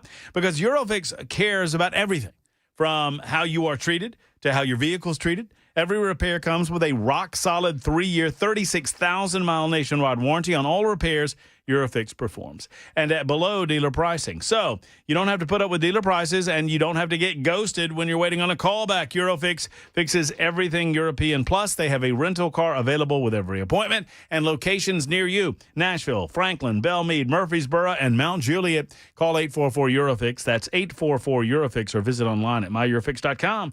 MyEuroFix.com, 844-EuroFix.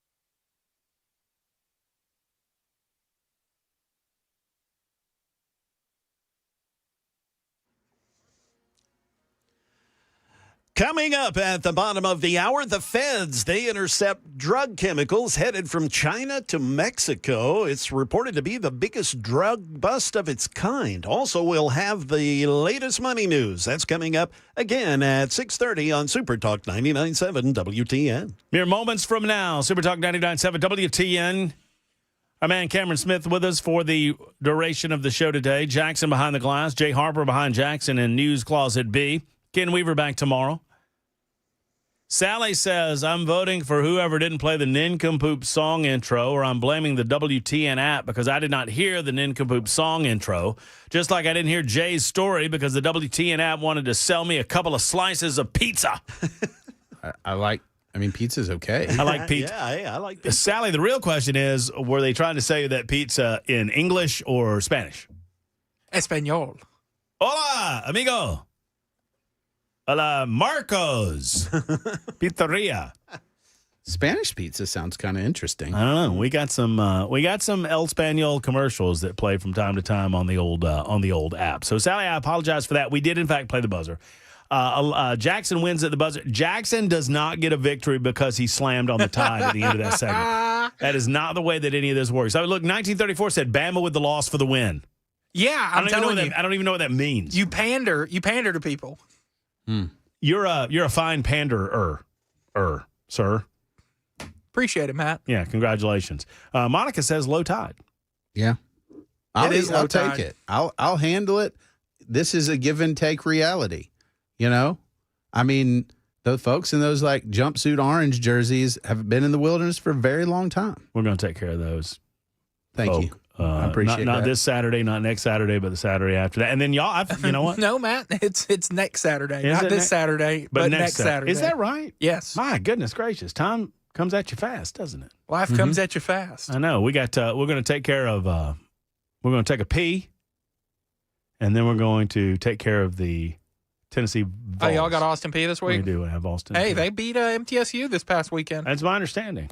I mean, they're no slide. We're not taking them lightly. We're not looking past the P. Tennessee has the mighty ETSU Bucks. Did the Etsu. Austin P? They're the governors, right? Yes. Because Austin P was a governor. Let's go P.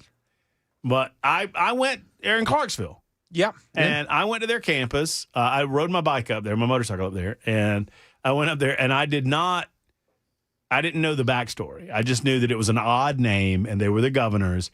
And I knew that their slogan was "Let's go P," which I thought, because apparently for years they tried to push away from the obvious chant. And you just got to own it. You just got to embrace it. Let's go P. And then that's when I learned that Austin P was a former governor of the state of Tennessee, et cetera, et cetera. Yeah. People used to be named weird things. Still are. I mean, Austin's not that weird. You can't pick your last name. Well, P is a weird last name. It's Peay, right? Yeah. I mean, that's just.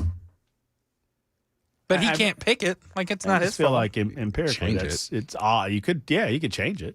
I mean, I would change Williams. I mean, who's ever heard of that? It's like one of the most common. I have a really common name. Jackson Williams? Yes. Mm-hmm. Brief timeout. When we return, Jackson will offer his 60-second football minute. It's the Action Jackson football minute on Super Talk 99.7 WTN. Plus, we'll get Cameron's reaction to the president's suggestion that he's coming to Chicago and Baltimore, maybe Memphis, and reaction to, and perhaps a very different one, to a video showing the United States military blasting a drug boat. That's freaking sweet. Freaking loved it. I absolutely loved it. And oh, by the way, the president was well within his authority to do so, and I'll explain why in just a moment on Super Talk.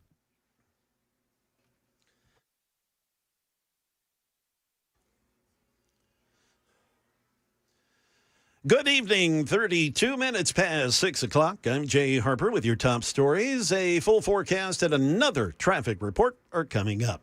Fox News, they're reporting that federal officials made a high seas interception of hundreds of thousands of pounds of two different precursor chemicals that are used to make methamphetamine and fentanyl. It's a shipment, they say, came from China and was headed to Mexico for the Sinaloa cartel. Janine Pirro, the U.S. attorney for the District of Columbia, announced during a press conference today, What officials call the largest ever bust of these types of chemicals being shipped to a foreign terrorist organization. Piro said that 1,300 barrels containing 363,000 pounds of benzyl alcohol and 334,000 pounds of N-methylformaldehyde were seized from two different vessels on the high seas. Both chemicals could have been used to produce over 420,000 pounds of methamphetamine. The meth produced from the seized chemicals would have had an estimated street value of about $570 million. The Market Numbers Report, our closing money news for the day, brought to you by Beacon Capital Management. They're online at beaconcm.com. Here's Chuck Siebertson. A mixed finish for stocks on Wall Street thanks to a boost from Alphabet and other tech companies. The Dow lost 24 points. The Nasdaq added 218. The S&P gained 32 points. Google's parent company climbed 9% after avoiding some worst-case scenarios in a federal antitrust case. A federal judge ordered a shakeup, but didn't force a sale of its Chrome browser. Also helping to steady Wall Street was a calming bond market.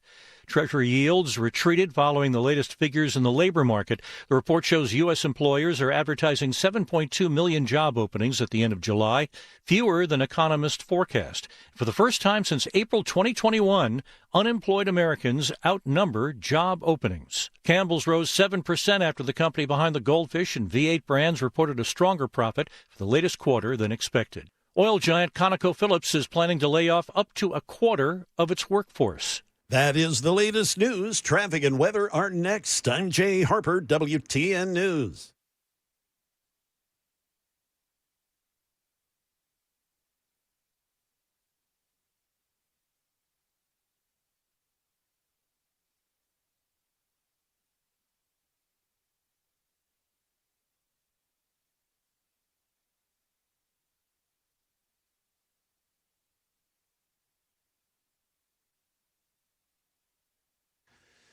Murfreesboro Pike at Donaldson Pike near the airport. That is a new crash. We also have a stalled vehicle clogging up things 65 northbound at Armory Drive near exit 79. Nolensville Pike northbound at I-440, a crash reported. Also out in Bellevue, Old Hickory Boulevard north of Summit Oaks Drive. That is an injury crash. And finally, out in the Mount Juliet area in Wilson County, they're still trying to deal with this tractor trailer that had its brakes on fire. It's over to the shoulder, but causing quite a bit of excitement there and clogging up traffic. This is 40 eastbound before exit 229. We've got your traffic every 10 minutes every morning on Super Talk 99.7 WTN.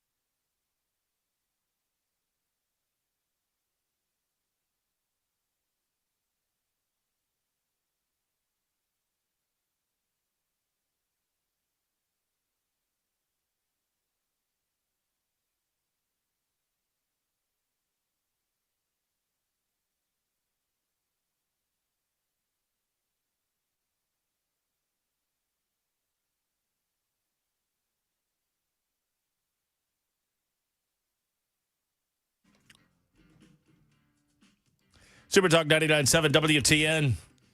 Yes, TB, I do. TB is my resident Marshall Thundering Herd fan who listens to the show. Totally fair. And he wrote in and said, Matt, what did you think about the Georgia game? I was proud of my Herd for a team with a first-year coach and 75 new players. I thought they did okay. Fair. The offense has a long way to go. The defense held their own against the deep and talented veteran SEC team. Fair. Yeah. And oh, by the way, we covered the spread. Fair. Yes, I asked him to call me call me and I'll give you an assessment of the Herd. I mean, Marshall, God bless you and thank you, and I hope the check clears. And that was a good movie about Marshall. I watched it the night before your game, hoping it would inspire the team. I don't know if you know this about young Jackson, the soon-to-be erstwhile executive producer of the Matt Murphy radio show. I heard that. But got to stop doing that now because, we've kind of... No, now I'm saying soon-to-be. You said that when I was still temporary. And that's probably still true. But Jackson is a hater, and haters are motivators. And that's all well and good, but every so often we get quiet and we give Jackson an opportunity to take the microphone. We call it an Action Jackson Sports Minute. Jackson! Yes, Matt Murphy. I'd like an assessment of your Tennessee Volunteer football team. Is it too early to get an understanding of what you have behind center in the form of Joey Aguilar, the quarterback of the Tennessee Vols, against the Syracuse Orangemen? Looked pretty good. What do you say, Jackson? Joey looked really good, made a couple of nice throws. His receiving core, there's still some timing things to work out there. We'll see how that progresses this week as the Vols have their home opener in Neyland Stadium against the ETSU Buccaneers. I'm looking at the defense right now, dealing with a few key injuries to Jermod McCoy. And Ricky Gibson announced this week that he is out for, as Josh Heupel put it, an extended period of time. So that secondary is getting a little bit thin. You have Boo Carter, who played some limited snaps on Saturday after his, I wouldn't call it a suspension, but some... not even off the field troubles. He just missed some summer activities. He made a boo-boo. A boo-boo made a boo-boo. So hopefully his role increases. And Colton Hood looked really good for the Vols in the secondary. Wait a minute. This extended period of time fella. Is that guy a starter? Yes, he is the CB2. So he'll be out for a couple of weeks? He'll be out for the Georgia game. Yes, Matt. We will be down a corner. Okay, hit the music again so that we can ask you one other question. Go for it. Part 2 of Action Jackson's Sports Minute. The Tennessee Titans take the field this week at Mile High Stadium against the Denver Broncos. Jackson, would you lay any opportunity for an upset on this game? This is a tough one. It's on the road. It's your rookie quarterback's first start, Cam Ward. Kickoff at 3:25. I think it's going to be a competitive game. But ultimately, the Denver Broncos have a quarterback in his first start playing against the best defense in the NFL in their home stadium. It is not a favorable matchup for Cam Ward and the offense. The defense could take some opportunities from Bo Nix, but I would not lay any points on the Titans this weekend. I do think it'll be a fun game, and weird things happen in week one. You never know, but I would not put my money on the Titans this weekend. It is, as they say, a year to build for later opportunities when we get that new stadium, right? And Cam Ward, you should just be excited to see your new quarterback play football. I'm excited to watch what Cam Ward can do on Sunday. He's got cool red shoes. And he doesn't have a handful of mayonnaise. So. Yeah, I don't have to see one of those stupid mayonnaise commercials after he throws a horrific interception again. And Levis is still on the team, right? He's just out for the season? He is on injured reserve. He is technically on the team, but that is very technical because he is on injured reserve. We'll never see him in the uni. Nah, probably not. I mean, he's got a year on his contract after this, but I would imagine the team reaches some sort of trade agreement next offseason if he proves to be healthy. This is not an official part of the Action Jackson Sports Minute, but caller 6256 says, didn't Jackson take Marshall last weekend? I did. And I think you took every non-SEC team. Yeah, you know who else I took? Who's that? Florida State. So did Lee Corso. Yeah. How about Lee undefeated? How about Lee going undefeated in the last in his last picks? What, he was 6-0, right? Yeah. Do you have any tears in your eyes in that one? All right, so I'll tell you that in just a moment. I did hear this, that if some individual just out of a spirit of nostalgia or sentimentality, if you had been on your sports betting app, what do we use? What do you use? I use FanDuel. You use FanDuel. If you're on FanDuel and you created a 6-game parlay with Lee Corso's picks, and you picked Corso's picks, just, out of the spirit of supporting Corso, and you bet $100 on it. You made like $800 or something like that. I think it was over $100,000. Oh, wow. Like $160,000. I should have done that. I mean, the 6-team parlay, and going 6-0 in that particular 6-team parlay, and, the big one was, Florida State. Anyway. Pick Tennessee. He did pick Tennessee, and that looks pretty good for him. I don't think that Tren de Aragua will be sending Donald Trump any thank you presents anytime soon. President Trump shared dramatic video of a U.S. military strike that blew apart a Venezuelan drug boat in the South Caribbean, leaving nearly a dozen suspected Tren de Aragua narco-terrorists dead. Trump said over the last few minutes, we literally shot out a boat, a drug-carrying boat. A lot of drugs in that boat. You'll be seeing that. You'll be reading about that. It happened moments ago. Cameron, any concern about this? The president making the decision to strike a narco-terrorist organization? No. I mean, basically, the real issue for me is if somebody has constitutionally protected rights, which some Democrats have tried to argue that like this extends sort of globally, which I don't see that. If this were American citizen, yeah, big problem. But when you have folks with a boat full of drugs, it's going to kill a lot of people speeding towards, wherever their next destination is on the way to the United States, and you stop them, you send a pretty profound message to those cartels. We see you. Stop. Let me give you a little Marco Rubio's take on this. Secretary of State had a couple of things to say about it regarding the President of the United States and his authority to wage war. The United States has long, for many, many years, established intelligence that allow us to interdict and stop drug boats.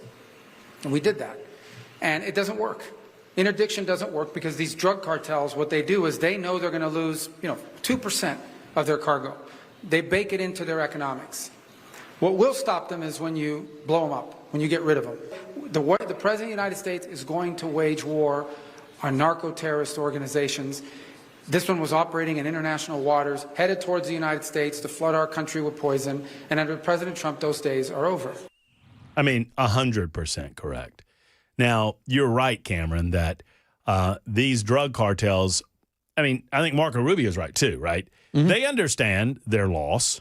I mean, they understand that there's a natural loss of product. It's a calculated risk. It is a calculated risk that they take. But what I would concern myself with is if this becomes the norm, then they're going to shift how they do things. Yes. And they're probably, like you mentioned, they're probably going to utilize American citizens more and more, those that are willing to engage on that level for money on these boats, because it's a little problematic if you start bombing boats with American citizens on it. Yeah, and so I did check on this, that in March of this year, President Trump designated Tren de Aragua as a foreign terrorist organization. So this organization is absolutely sort of fair game, right? Because he's using the Alien Enemies Act to combat these guys. The big issue that you have when you start to involve American citizens is, hey, look, if I go join a terrorist organization, even as an American citizen, well, now I'm an enemy of the United States. I could be tried for treason, all that sort of thing. However, if I respond to an ad for a boat driver and they don't identify themselves as a terrorist organization and just say, hey, we'll pay you to drive the boat, right? From here what to am I here. going to be carrying? That's none of your business. Okay. I mean, there's nothing, right. Right. And those are the type of tactics that they'll try to do. And then, look, I can promise you that in the event that Trump or anyone in the administration blows up an American citizen without due process, that'll make headlines, right? So they knew exactly who was on that boat, what they were carrying. I'm sure that they were quite careful, and boom. Quick correction. I'm not often wrong, but when I am not in doubt, and I try to correct. I am being corrected. I must have read it incorrectly. I must have added a 0. So my bad. If you picked all of Lee's picks, his 6, and put $100 down on a bet in the parlay, the amount would have been a little over $11,000, not $100,000. So my apologies to those who have been impacted by my error. It's 51 after the hour on Super Talk 99.7 WTN.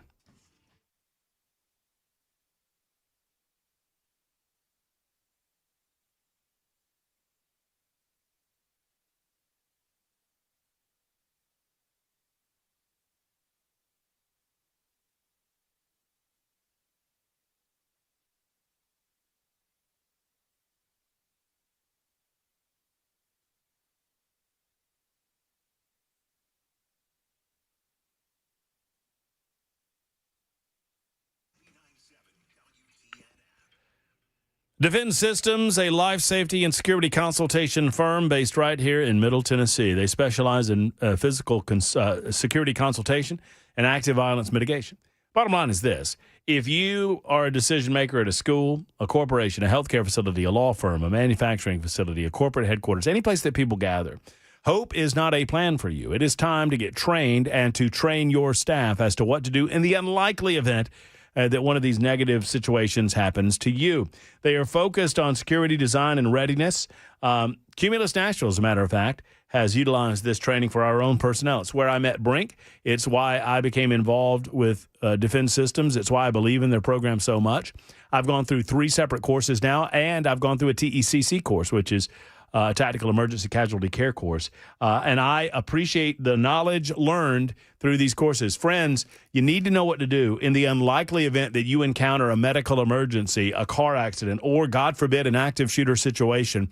Do you know how to respond? Do you know what to do? Well, you will if you take Defend Systems and take their courses. 615-236-6484 is the number, 236-6484, or online at defendsystems.com, defendsystems.com.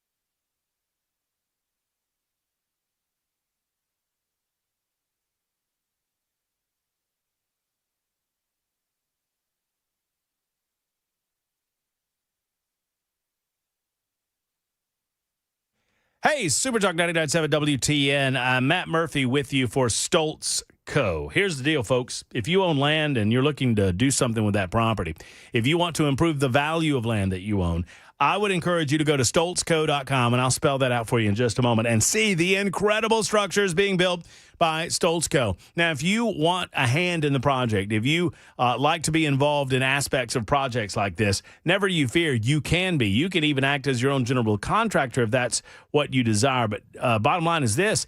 If you have a vision, or if you even don't know what you want, you sit down with Stoultz Co. They'll talk with you. They'll go over it with you. They'll ask you questions. They'll come up with a vision. And then you walk away. And when you walk back, they got keys, and they are ready for you to move into your brand new barn dominium or see your incredible equestrian space or garage or pole barn. It's available for you at Stoultz Co. And these structures are excellent. I mean, they look so good. Just go to StoultzCo.com and see some of the images. Give them a call at 615-622-5992, 622-5992, or go to StoultzCo.com. That's STOLTZCO.com, StoultzCo.com. When you call, tell them that Matt Murphy sent you to Stoultz Co.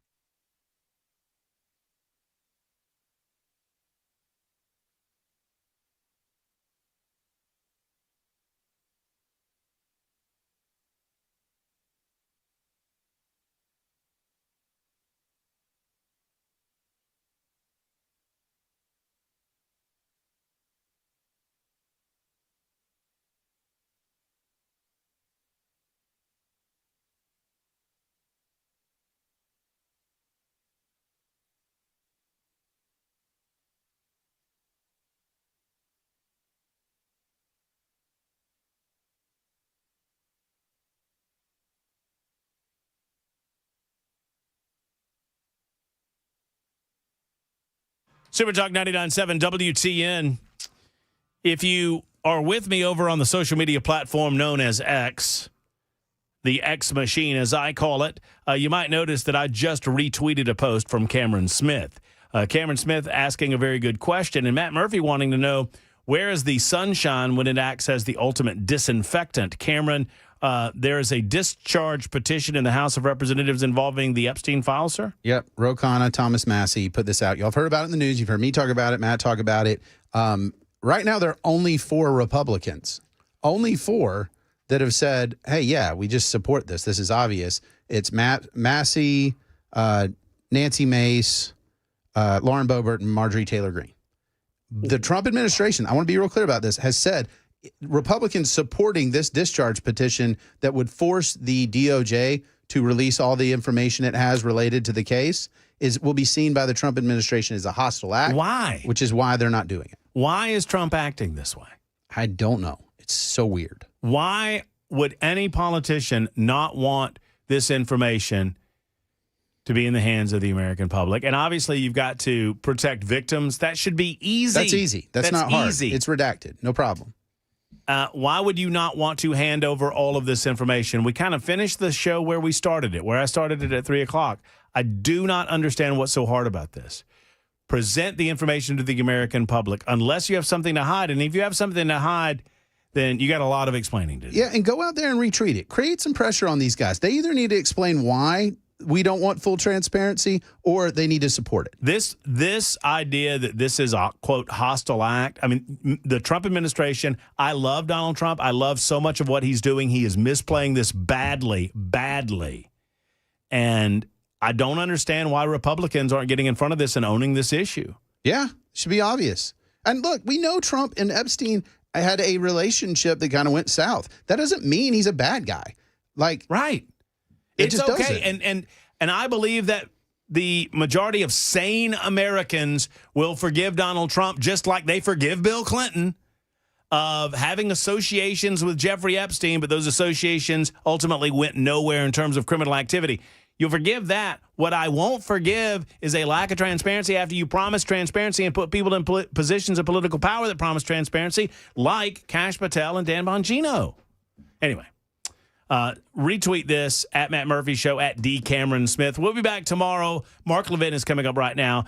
For Cameron, thank you so much to all of you listening. We'll be back next time on Super Talk. Goodbye. So long.